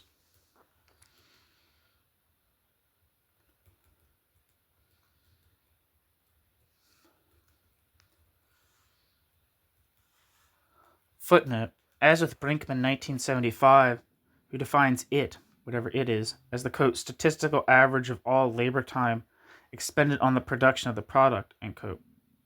I guess that's socially necessary labor time. However, in that case, with every drop in a, quote, individual value, end quote, the actual value would also fall.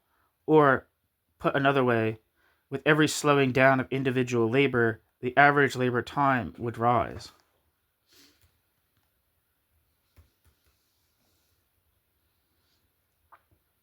Footnote 552, according to Heinrich, the sign of value need no more possess value itself in order to be able to designate it than the, quote, sign for, quote, animal must itself be a corporeal animal, end quote. Heinrich.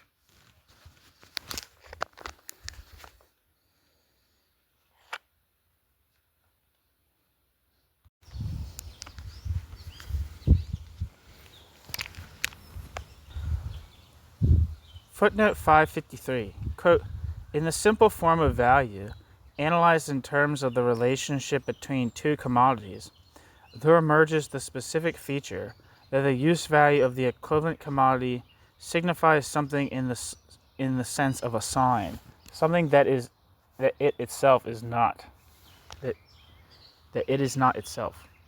A feature arising from the specific nature of the social relationship between things consisting of products of labor. The value of a commodity is represented in the use value of the second commodity, a use value distinct from the value of the first commodity and from its own use value. By virtue of the social relationship of the first commodity to the second, the latter's use value, without any conscious human intervention within this relationship, or rather within the social relationship of things, counts as value, i.e. it counts as something social that, as a use value, it is not itself, end quote. Wolff, 2006. Quote, conscious human intervention, necessary at the level of the representation of commodity circulation always comes too late, end quote. Wolf.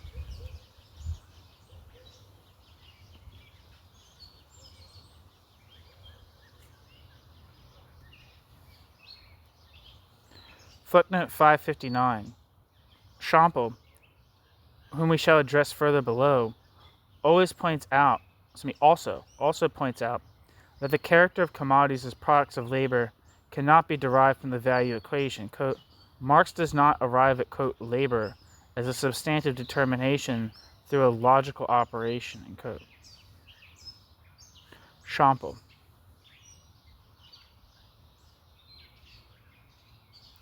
Footnote 563. In this context, Nanninga draws attention to the distinction between Marx's concept of use value, parenthesis, the utility of a commodity as its serviceability for specific purposes, in parenthesis, and the neoclassical concept of utility, parenthesis, utility as the urgency of the need for a specific commodity, end parenthesis.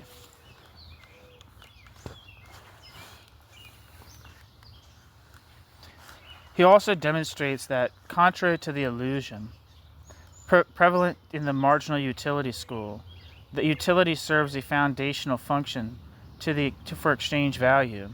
Both use value and exchange value are prerequisites for, quote, utility within the subjective paradigm.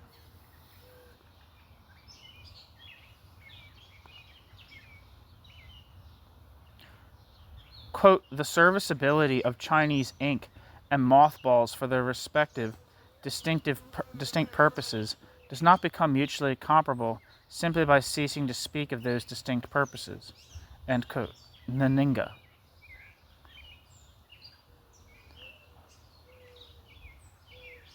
Footnote 568.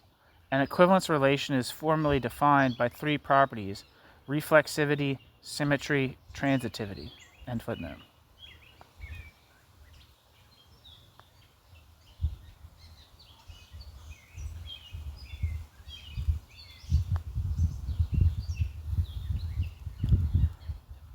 Footnote 589.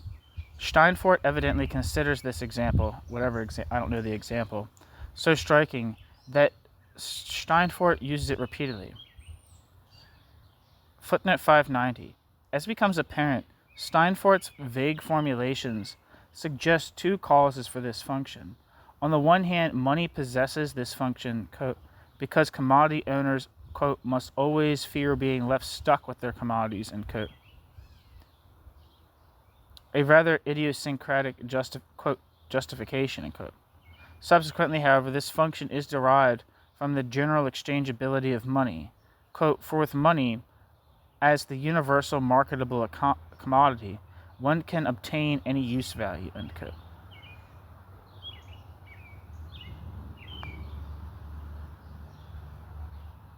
Footnote 595. This, whatever this is, establishes the, quote, law of commodity circulation, end quote. Steinfort. Systematic commodity exchange is possible only on the basis of capitalist conditions of production, specifically the existence of industrial capital. End footnote. Footnote 596. Moreover, against Bumbalwerk, it must be asserted that even naturally regenerating timber must be felled, processed, and transported. Its utilization as a, quote, renewable commodity therefore involves labor.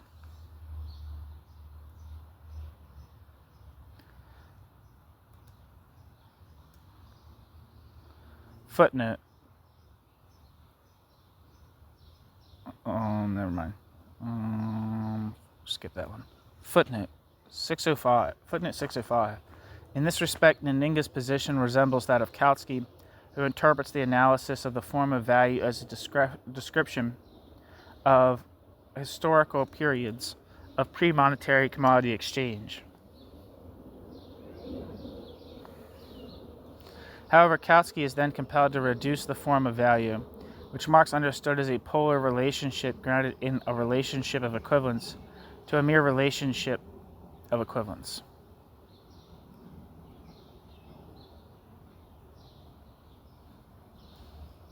Footnote: for Ernst Michael Lange, 2. The analysis of the form of value constitutes a description of simple product exchange from the, quote, perspective of the participants, end quote, that of the commodity owners.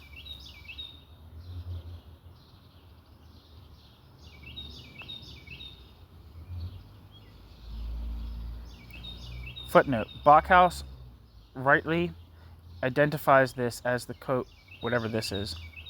Backhaus rightly identifies this as the, quote, fundamental idea, end quote, behind, quote, Marx's critique of pre-monetary theories of value, end quote. Backhaus.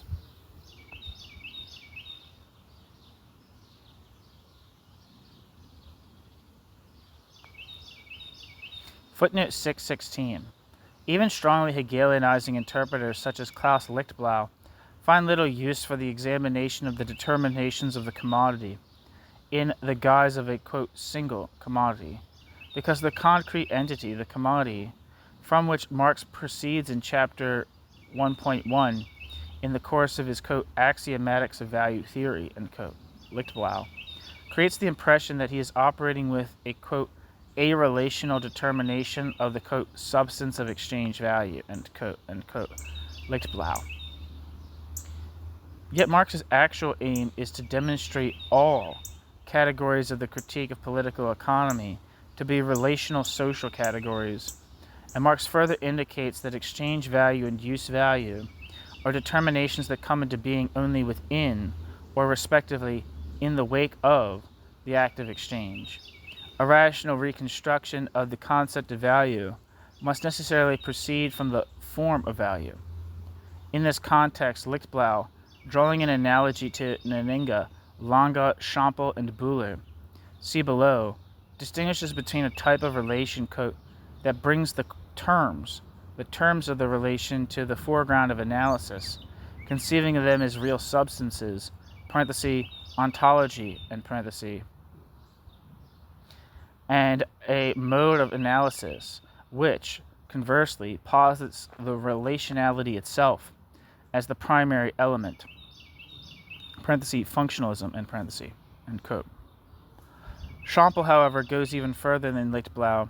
He argues that even the analysis of the form of value, which Lichtblau identifies as an alternative starting point for value theory, is nothing more than a mystifying and reifying mode of discourse concerning fictitious objects.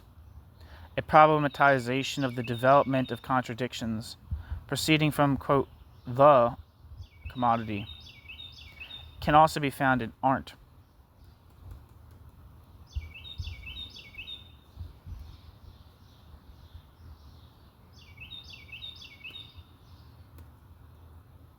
Footnote 620, and this is a quote, I believe, from Schomple. Quote, exchange is a sign-mediated interaction, end quote.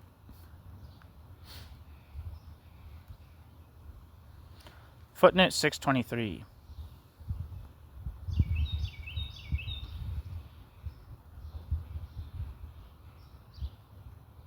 And I believe this is Schomple.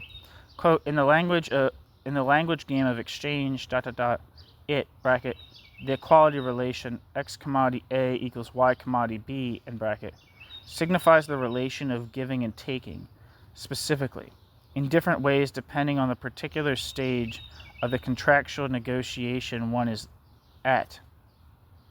At the beginning of the negotiation, for example, the value expression may signify that quantitative ratio of commodities at which one of the exchange partners wishes to trade. Here the value expression is articulated as a normative statement.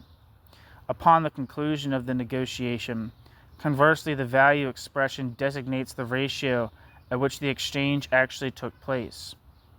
It is articulated as a descriptive statement regarding the actually realized relation of giving and taking. Okay.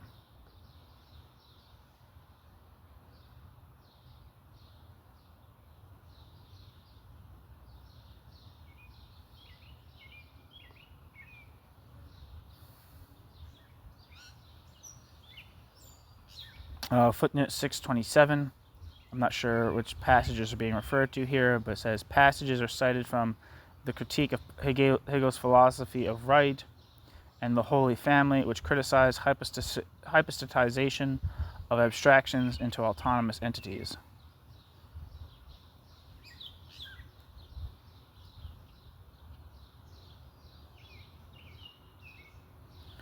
Footnote 637. Hartmut Neuendorf, 2, indirectly points out this failure to grasp the Marxian object of analysis when he notes that the, quote, decisive difference, unquote, between norms and prices lies in the fact, quote, that the social relationship of individuals in their productive activities appears, within market exchange, as a relationship between things, specifically as mediated by the value relations of commodities manifested in prices. Such an inversion of social relationships into a relationship between things never occurs in norm-regulated behavior between interacting partners. End quote.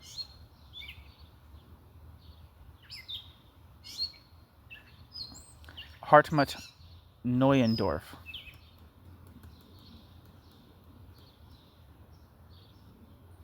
Footnote 689.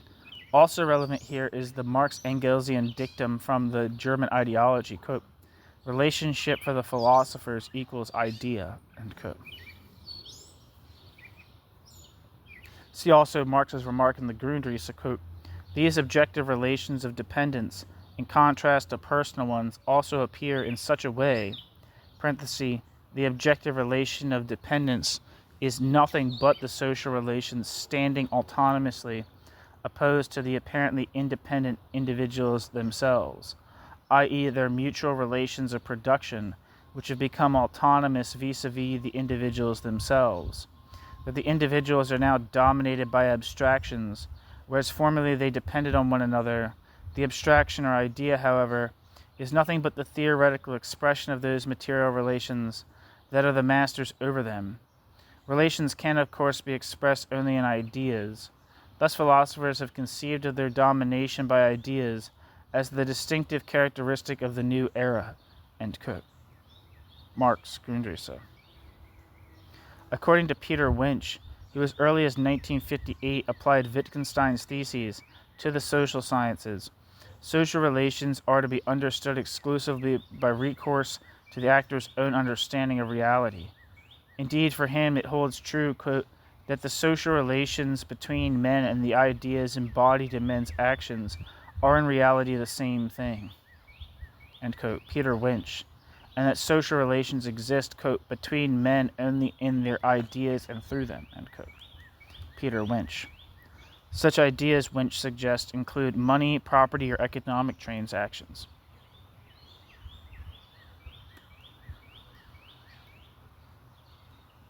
Footnote 641. Ultimately, what is at work here is a dualistic, quote, consciousness theoretical explanation of the connection between commodity and society, end quote.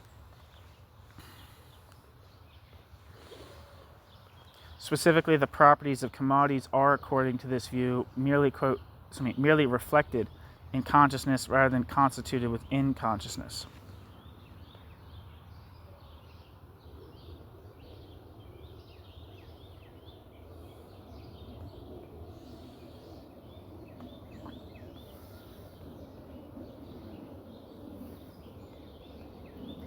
Quote, if conscious agreement were to aim specifically at the collective establishment of a particular social nexus, one involving the distribution of social labor, then the participants would possess insight into the social organization of labor and would do anything but strive to exchange the products of their labor in order to secure social recognition for their individual concretely useful acts of labor. Wolff.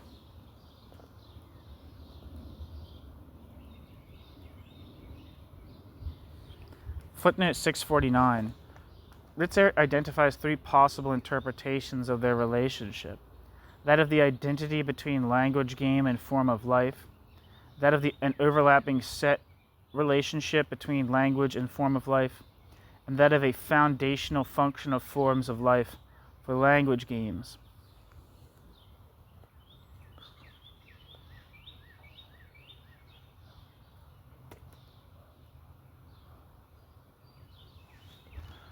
Footnote. Lange, 1978, further states that Marx operates with the, quote, ontological thesis of the primacy of the individual, end quote, and presupposes that, quote, subjects are somehow more real than their relations to one another, end quote. Lange. Quote,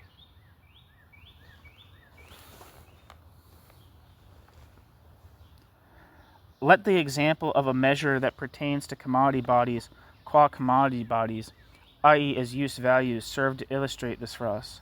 A sugar loaf, being a body, is heavy and therefore possesses weight. Yet one cannot discern or feel its weight merely by looking at or touching the sugar loaf itself. Let us now take various species of iron whose weight has been previously determined. The physical form of the iron,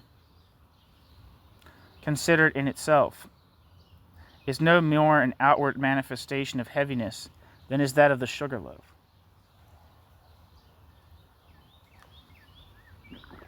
Nevertheless, in order to express the sugar loaf as heaviness, we place it in a weight relation to the iron. In this relation, the iron counts as a body that represents nothing other than heaviness. Quantities of iron therefore serve as the measure of weight for the sugar and vis-a-vis the sugar body. They represent mere heaviness in form, an outward manifestation of heaviness.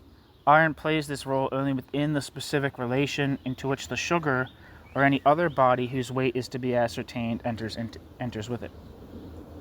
Where neither of these two things heavy, they could not enter into this relation, and consequently the one could not serve as the expression of the other's heaviness. If we place both upon the scales, we see in fact that qua heaviness they are identical, and therefore in a specific proportion they are also of equal weight. Just as the iron body, serving as a measure of weight, represents nothing but heaviness vis-a-vis the sugar loaf, so too in our expression of value does the coat body represent nothing but value vis-a-vis the linen. End quote. Lange.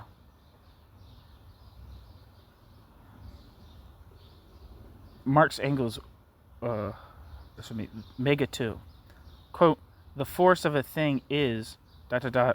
something inherent in the thing, even if this internal property may reveal itself only in relation to other things.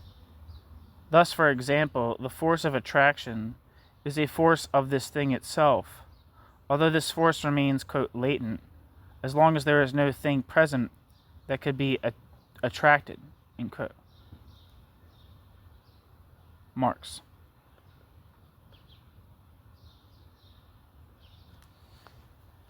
Footnote 657. However, Nanninga already invokes this passage from Marx's Capital to attribute to Marx a, quote, peculiar relationship to two place predicates, end quote. Nanninga.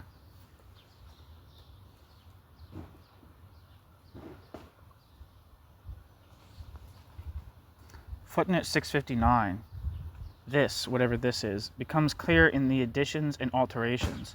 Instead of speaking of, quote, properties of a thing, end quote, reference is made here to the, quote, corporeal property of a thing, end quote, which, quote, does not spring from the relation to other things, end quote. Marx. Footnote 661. The equivalent form, quote, consists precisely in the fact that a commodity body, such as the coat, expresses value just as it stands and moves. That is, it possesses the value formed by nature. Admittedly, this holds true only within the value relation in which the linen commodity is related to the coat commodity as an equivalent. Marx.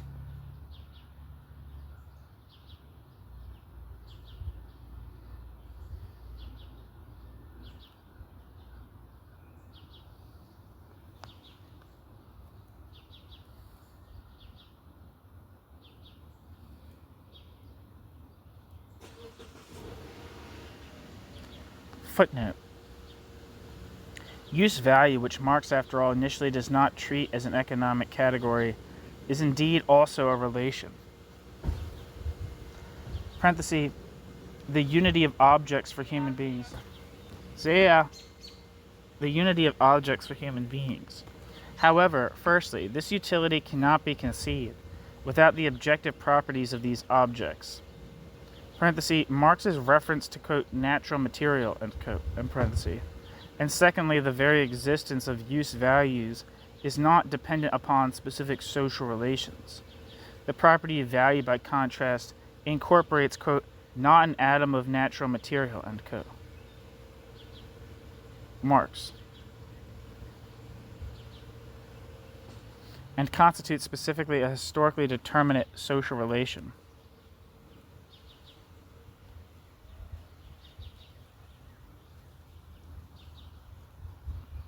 Footnote 3. I guess this is a new section. This means there's a new section in the chapter. So, restarting the numbers here.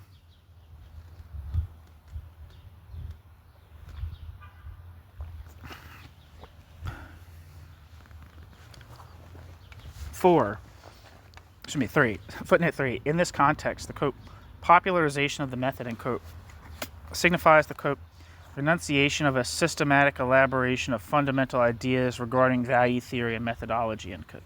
Hoff.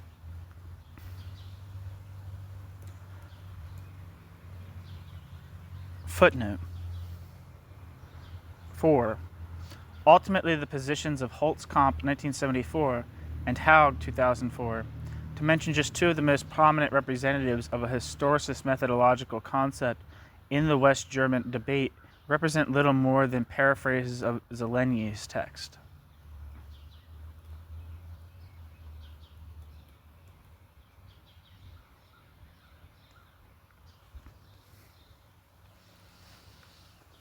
Footnote. Mega 2. Quote, the historical expansion and deepening of exchange develops the antithesis between use value and value that slumbers within the nature of the commodity. The need to give this antithesis an external expression for the purposes of exchange drives toward an independent form of commodity value, and does not rest or pause until this has been finally achieved through the duplication of the commodity into commodity and money, end quote. Mega 2, and I'm not sure, I'm assuming that's Marx.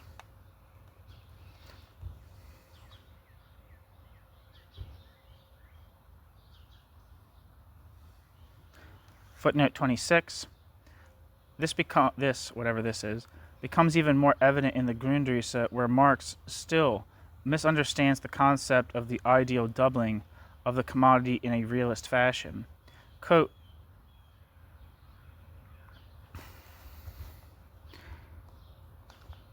Marx conflates his theoretical reflection, in which he analyzes the mediation process that had vanished in the result, with the reflection that takes place in the minds of the acting individuals, and thereby money appears, after all, as their product of reflection, end quote. PEM. Fred Schroeder also examines this early Marxian approach, but curiously refrains from offering any critical commentary on it. Instead, Schroeder affirms it as Marx's supposed discovery, arguing that without the, quote, intellectual achievement of abstracting from all specific product properties and giving them an ideal embodiment, end quote, exchange would be, quote, not possible at all, end quote. Schroeder. Get the hell out of here. This corresponds with Schroeder's thesis that, in the Grundrisse, Marx drew upon Storch's pragmatic theory of the origin of money.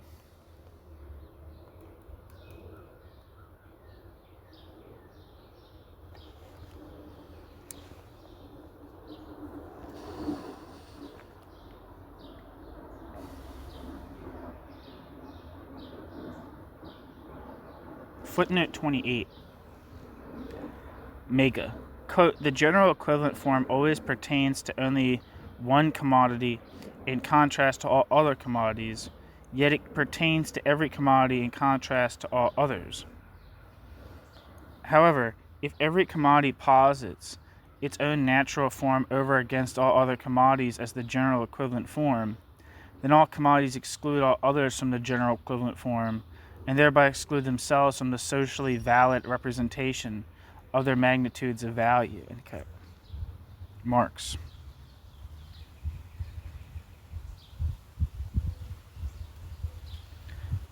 Footnote 33. In a publication by the PKA, 1974, an entity whose personnel was virtually identical to that of the PEM, there is no longer any trace of the realization that separating the analysis of the value form from the analysis of money facilitates, quote, insight into the logical structure of the first and second chapters, end quote. PEM.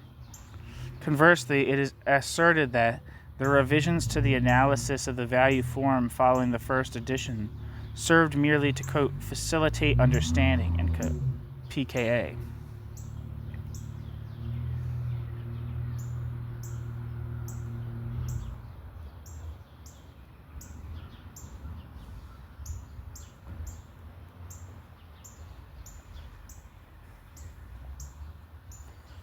Footnote. Mega, quote, if a man exchanges his linen goods for many other goods, etc. Sorry, there's no really context for that. Just that. It says, Heinrich points out a further, quote, praxeological, end quote, contamination in the first chapter. Footnote 46. Quote, this is Marx, quote, this form evidently occurs in practice only in the very beginnings, where products of labor are transformed into commodities through accidental and occasional exchange, end quote. Marx, cited in Bachhaus.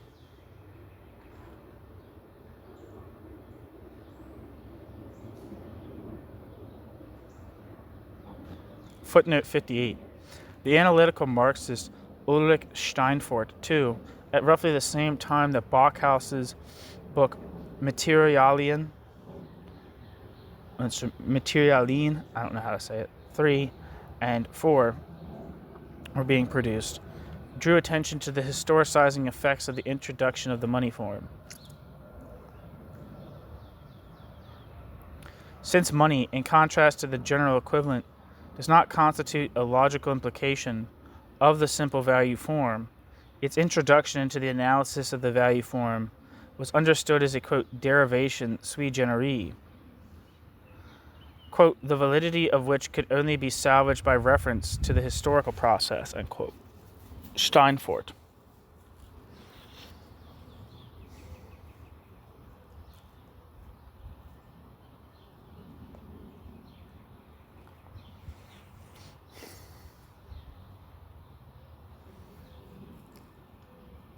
Footnote, quote,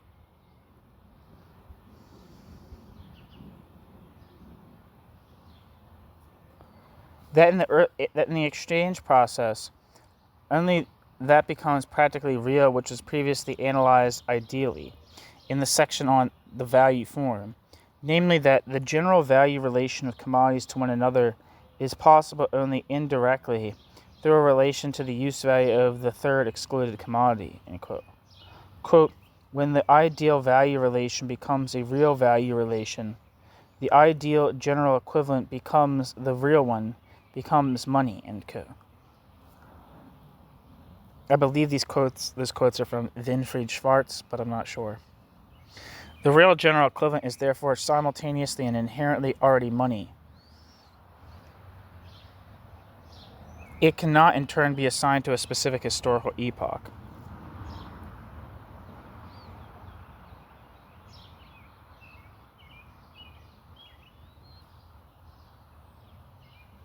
Footnote 68. Regarding the genesis and editorial history of the Johann Most commentary revised by Marx, see also Hecker, 2004.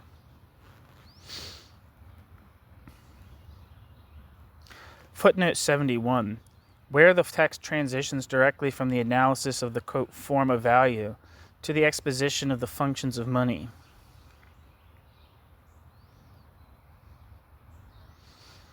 Footnote 73.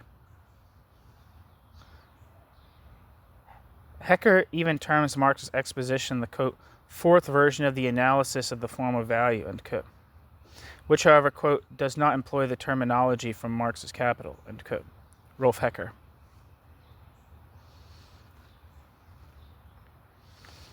Footnote 74.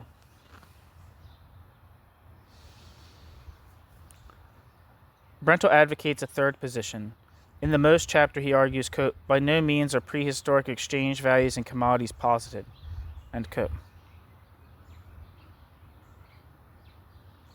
So in the Most, like the Johann Most chapter, Brentel argues, quote, by no means are prehistoric exchange values and commodities posited, end quote.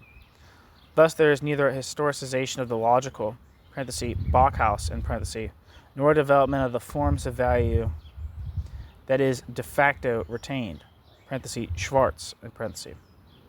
However, Brentel is unable to offer even a rudimentary explanation as to why Marx, in a commentary on Capital, under the heading, quote, commodity and money, end quote, presents such constructs of product exchange, leaves no trace of a conceptual analysis of the form of value, and, already at the lowest stage of product exchange, speaks of the representation of the value of a commodity.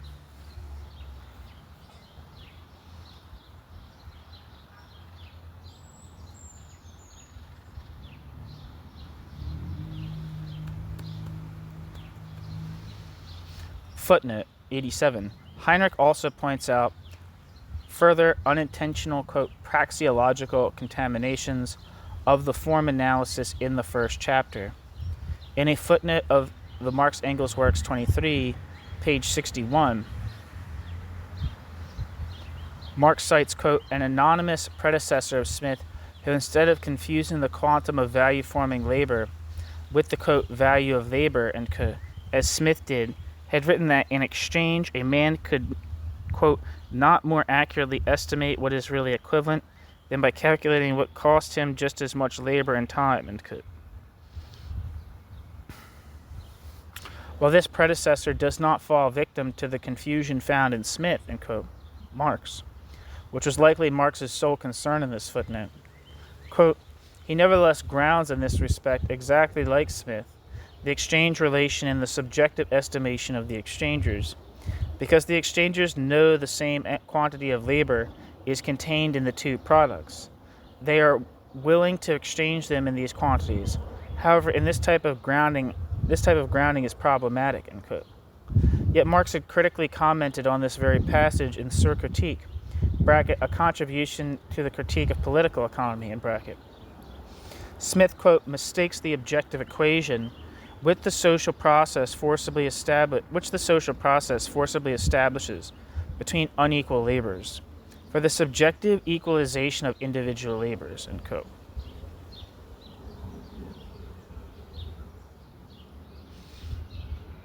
Marx.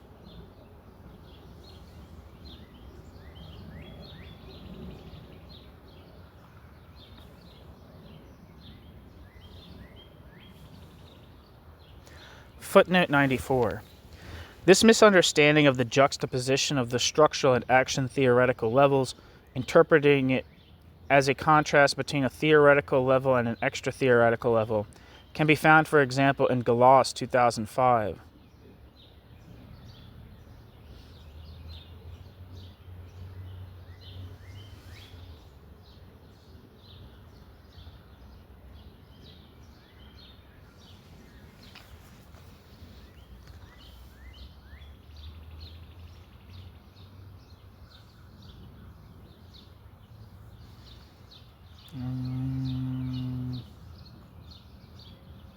Footnote.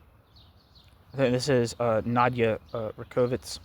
Quote, for us, in the act of exchange, this one commodity now becomes money in its mode of representation. Naturally, in reality, money always remains the precondition for the exchange of priced commodities, end quote. Rakovitz.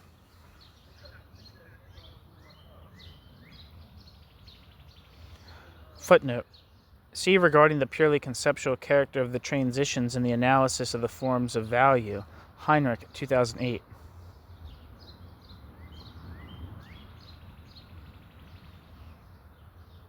Footnote 115. See Christian, I don't know if it's, actually I don't know what the actual first name is. I think it's Chris something. Iber, 2005.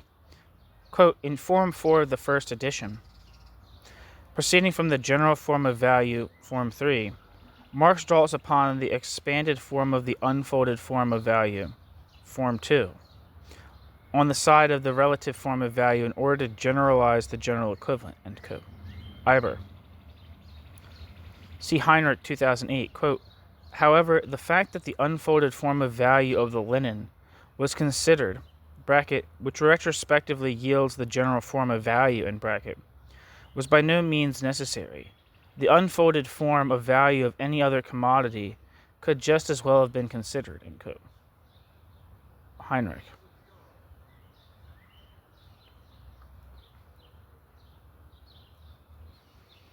Footnote 117. Form 4 of the first edition is thus a consequence for Form 3. This renders untenable Christian Iber's thesis that the replacement of Form 4 by the money form in later versions of the analysis of the form of value was substantively motivated, specifically because Form 4, quote, effectively falls short of Form 3, end quote. Christian Iber. His argument boils down to the claim that in the second edition, Marx replaced Form 4 with money because the treatment of Form 3 in the first edition, quote, does not yield the concept of a single commodity, excluded from all other commodities acting as the general equivalent, end quote. Iver. This is precisely what cannot happen within the analysis of the form of value.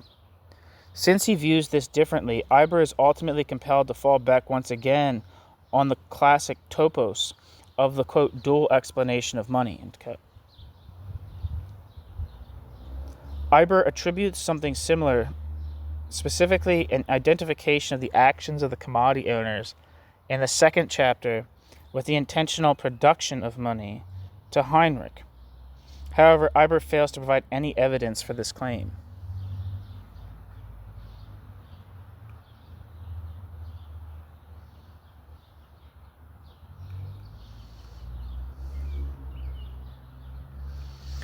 Footnote. See Heinrich, 2008, quote, at this juncture, the question naturally arises as to how this collective work of the commodity world is possible at all. Does it not presuppose an act of coordination, such that one must ask which agency performs this act of coordination? Marx does not address this question. Why? In the first chapter, he examines only the formal determinations of the commodity, but not the process of the establishment and maintenance of these formal determinations within the actions of individuals, end quote. Heinrich.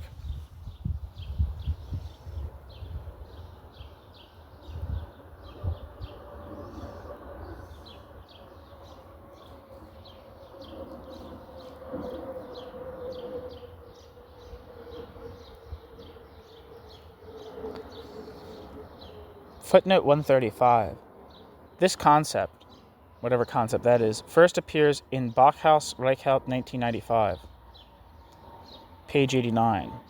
Quote, since value constitutes a process of abstraction involving commodity owners and their minds, value can only be formed within consciousness, end quote. It is formulated programmatically in Reichelt 2001 and elaborated in Reichelt 2002.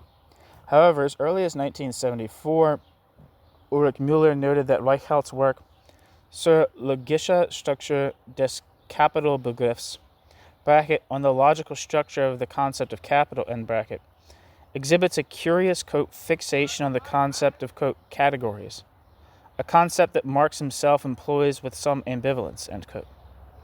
Ulrich Müller. In other words, even at that stage, Reichelt's usage of, quote, category and, quote, form showed signs of conflation. Furthermore, Reichelt failed to sufficiently reflect on the fact, quote, that categories express social relations, end quote, rather than being social relations. Incidentally, Robert Kurtz proceeds in a similar manner as early as 1987, as well as in 1993 and 2004, advancing the thesis of value as a, quote, thought thing, end quote. Reichelt's theory of validity is, to a large extent, nothing but a reformulation of Kurtz's approach.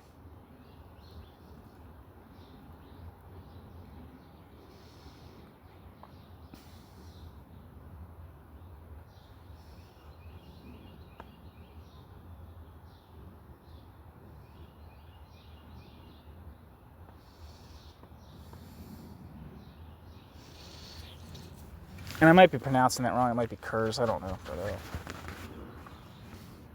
anyway, according to Wolff, the point is, quote, that the scientific observer, acting as a proxy for what occurs regarding the appearance of value, in its relation to the second commodity, grasps the value, which does not appear in the individual commodity, within the medium of thought, a medium distinct from the commodity's use value. This occurs at the full awareness that the, quote, thought thing, thereby generated, is neither value itself as intended by the other metaphorical circumscriptions, nor its original mode of appearance, end quote. Wolff.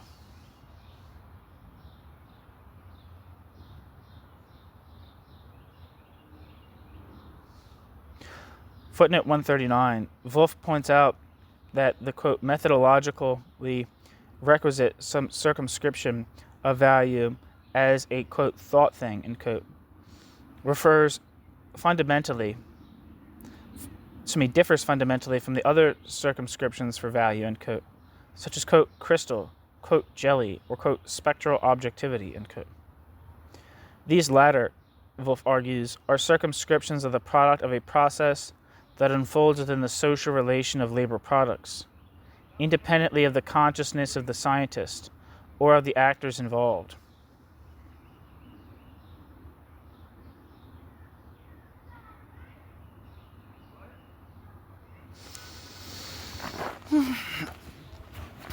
However, a socially general element cannot, prior to the social interaction of individuals, be grounded solely in their subjective cognitive achievements. Moreover, Marx is able to demonstrate that the configuration of interests in the pre-monetary initial situation of exchange would generate as many general equivalents as there are commodities, or commodity owners, and that this would preclude the existence of a truly general equivalent.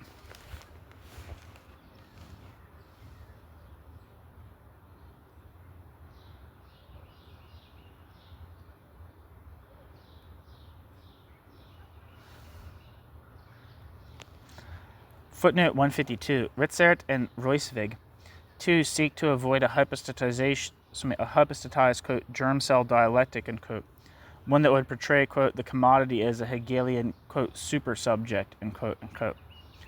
Ritzert and Roiswig, 1991, by assigning greater significance to the, quote, participant perspective, end quote, within the framework of value theory.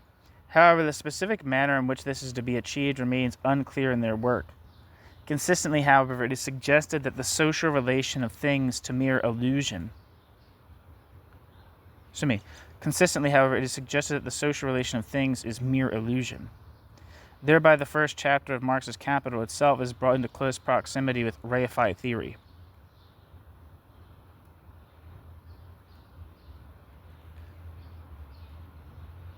Footnote 155.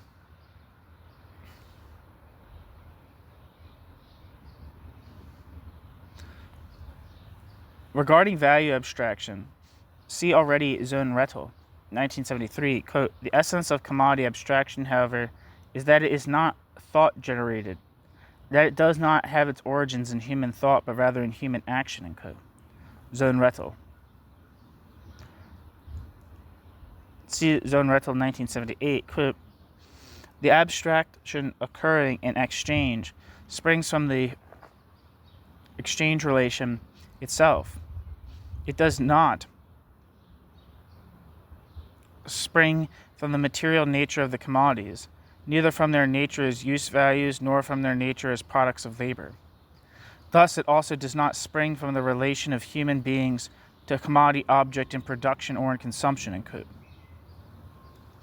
Quote, abstraction is therefore the effect of a factual spatio-temporal historical process, one belonging to social being, not to consciousness. To social being, that is, not to natural being, end quote. It is therefore a social relation that brings forth this significance. See, however, the following remarks, quote, for this implies that abstraction possesses efficacy only for human beings, namely, only for beings for whom the underlying action bears the meaning of the act of exchange. Abstraction, therefore, exists at all only for us, i.e., nowhere other than in our thought, end quote. Here, once again, real abstraction, the cause of which can be seen only in cognitively mediated actions of people upon people, via things upon things, appears to be displaced into the human unconscious.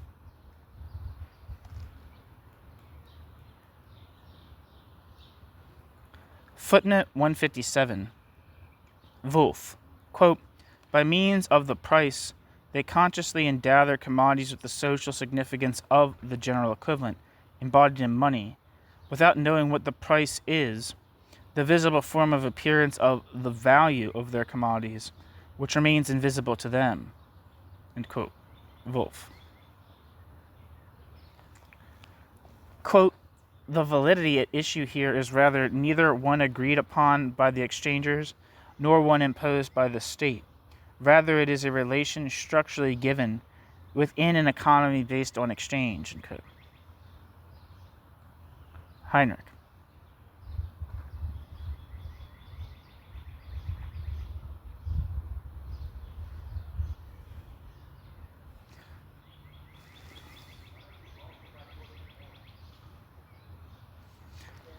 Footnote 162. Mega, quote, alongside its real form, iron, for example, the commodity may, in its price, possess an ideal value form or an imagined gold form, but it cannot simultaneously be actually iron and actually gold, end quote. Marx, Mega. Footnote 163. Even a reference to the approach of Hans-Dieter Bahr, a reference not yet to be found in the sparse discussion surrounding Wolff's arguments, would miss the mark. Measures of commodities defined as the, quote, quantitatively differentiable qualities of commodity bodies as quantities, unquote. Bahr, are, according to Bahr, intelligible determinations of the natural form of commodities, which are, quote, abstract vis-a-vis the immediate use value form, end quote. Hans-Dieter Bahr characterizes measures as forms of mediation between use value and exchange value, forms which he argues developed out of, quote, formerly valid specific measures of value, end quote, but are simultaneously presented as products of the intellect. Value, Bahr contends, can only manifest by virtue of these proportional relations of measure, yet as a phenomenon, value form, it is simultaneously not identical with them, for it implies an equation of incommensurable use values and units of measurement, quote, the manifestation of the magnitude of value, expresses the fact that the magnitude of value manifests itself in the specific quantitative proportional relations of the commodities. 5 bushels of wheat are worth 2 square meters of cloth, end quote. Hans-Dieter Bahr. Bahr's conclusion is, therefore, quote, without the activity of the intellect, an ideal form of the measure of value, specifically the price form, cannot exist at all, end quote. Bahr. Regardless of the question of how specific measures of value could ever have been, quote, valid, Bahr too refers here merely to the price form.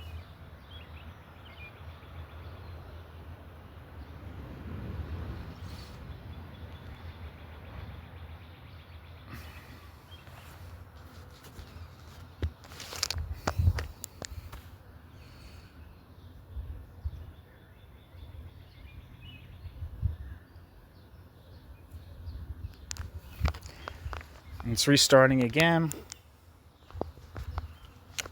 Footnote 1. What Wolfgang Fritz Haug somewhat ironically views as a consequence of monetary value theory that remains to be drawn has in fact long since been articulated. Footnote 2. Like Engels, who interprets the systematic connection between the determinations of simple circulation and capital, traced in Marx in the book Capital, as a historical sequence.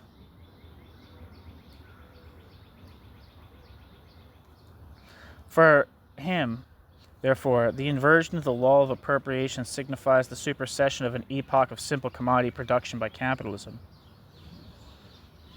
Quote, and this is a quote from the Mega, quote, now, however, Marx has demonstrated with crystal clarity in Das Kapital that at a certain stage of development, commodity production transforms itself into capitalist production, and at this stage, quote, the law of appropriation or law of private property based on commodity production and commodity circulation is by its own inner inevitable dialectic inverted into its opposite, end quote. Engels.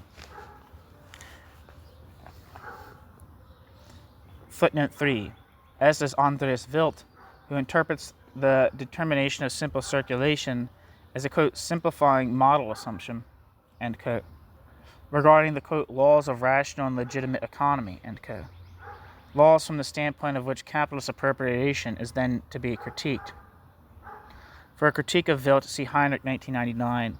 I also have a important piece on here by Andreas Wild titled Totalitarian State Capitalism about Soviet-type economies. Anyway, footnote. In this regard, see the instructive juxtaposition of Proudhon's theory of simple commodity production with the insights of Marx's critique of political economy in Brentel, 1989, chapter 5. Footnote 7. Jan Hoff points out the problematic nature of this designation. I don't know which designation. The representatives of a popular political economy in the 1820s and 1830s, variously named, quote, left Ricardians or, quote, Ricardian socialists, not only espoused highly heterogeneous, quote, anti-capitalist positions, they were often in fact neither socialists nor Ricardians at all, such as the stance of the prominent representative of this current, Thomas Hodgkin, who advocates not for common ownership, but for the individual right to property acquired through one's own labor, and who appeals not to Ricardo's but rather to Smith's theory of value, since he views the determination of value by labor as being realized not within bourgeois society, but only in a society liberated from uncompensated appropriation.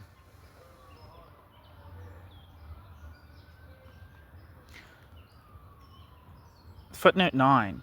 To the best of my knowledge, the most detailed reconstruction to date of this translation can be found in PEM 1973 and Friedrich 1999. I don't know which transition is being referred to.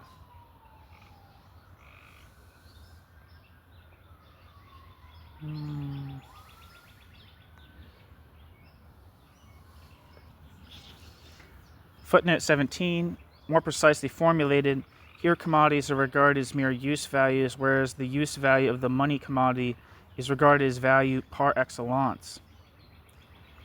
Only in this way does value at the level of appearance truly distinguish itself from all use value.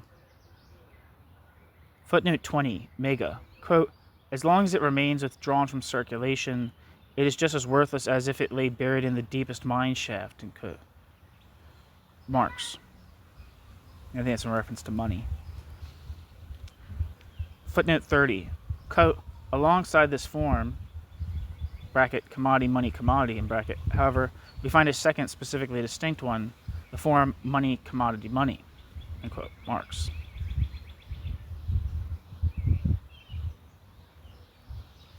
Footnote 47.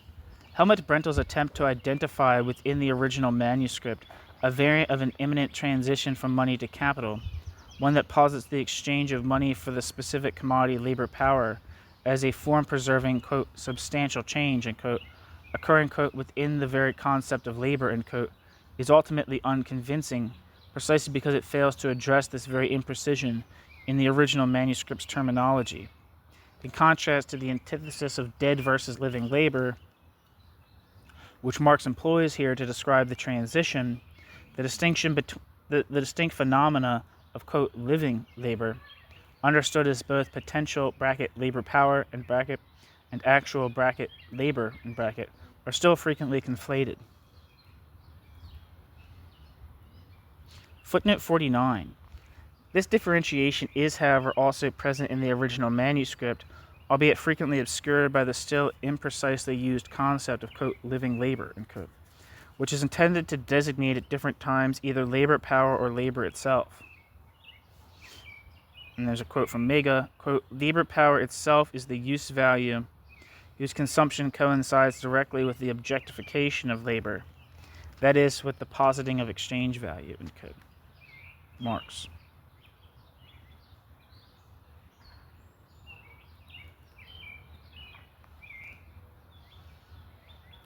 Following Reichelt and engaging critically with Habermas and Luhmann, Hanno Pell, I don't know how to say this person's name, P-A with an umlaut, or whatever you call it, H-L.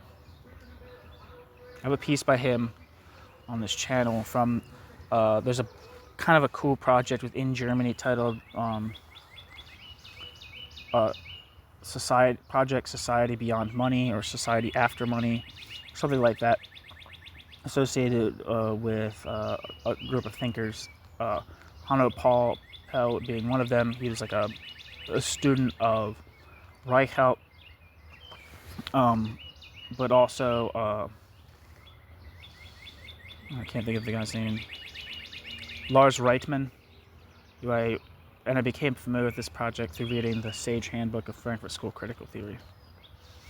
Anyway, following Reichelt and engaging critically with Habermas and Luhmann, Hanno Pell addresses the significance of the transition in its dialectical representation, specifically as a theoretical grasp of the real autopoiesis of the economic system and as the realization of the essential concept of the system, a concept merely postulated within sociology by figures ranging from Zimmel, quote, objective synthesis, end quote, to Luhmann, quote, there are systems, end quote. Pell argues that neither can the store of value and capital functions of money be explained by means of the category of money as a symbolically generalized medium of communication, nor can the self-reproduction of the economy be explained via the unifying principle of, quote, payment. In contrast to this, the persistence of sociology at the level of fundamental concepts within the sphere of simple circulation, Marx identifies the latter as a merely analytical systemic concept, the, quote, unity of which exists only from the standpoint of the observer, end quote. And that last quote is from Marx. See also Wolff, 2007, quote, with the role that money plays within the bilateral polar opposition, the stage of mediation is reached, whereas the role that money plays within the new structure of motion, one that extends beyond the bilateral polar opposition, the stage of self-mediation is reached, end quote. Wolff. Okay. Took some time, but that is the end of the footnotes for chapter 3 of part 1 of Ingo Elbe's Marx in the West, the new reading of Marx in the Federal Republic since 1965. Chapter 1 is titled, part 1 of the book is titled Value Theoretical Foundations, Reflections, and chapter 3 is titled Object Theoretical Consequences. Thank you so much for listening.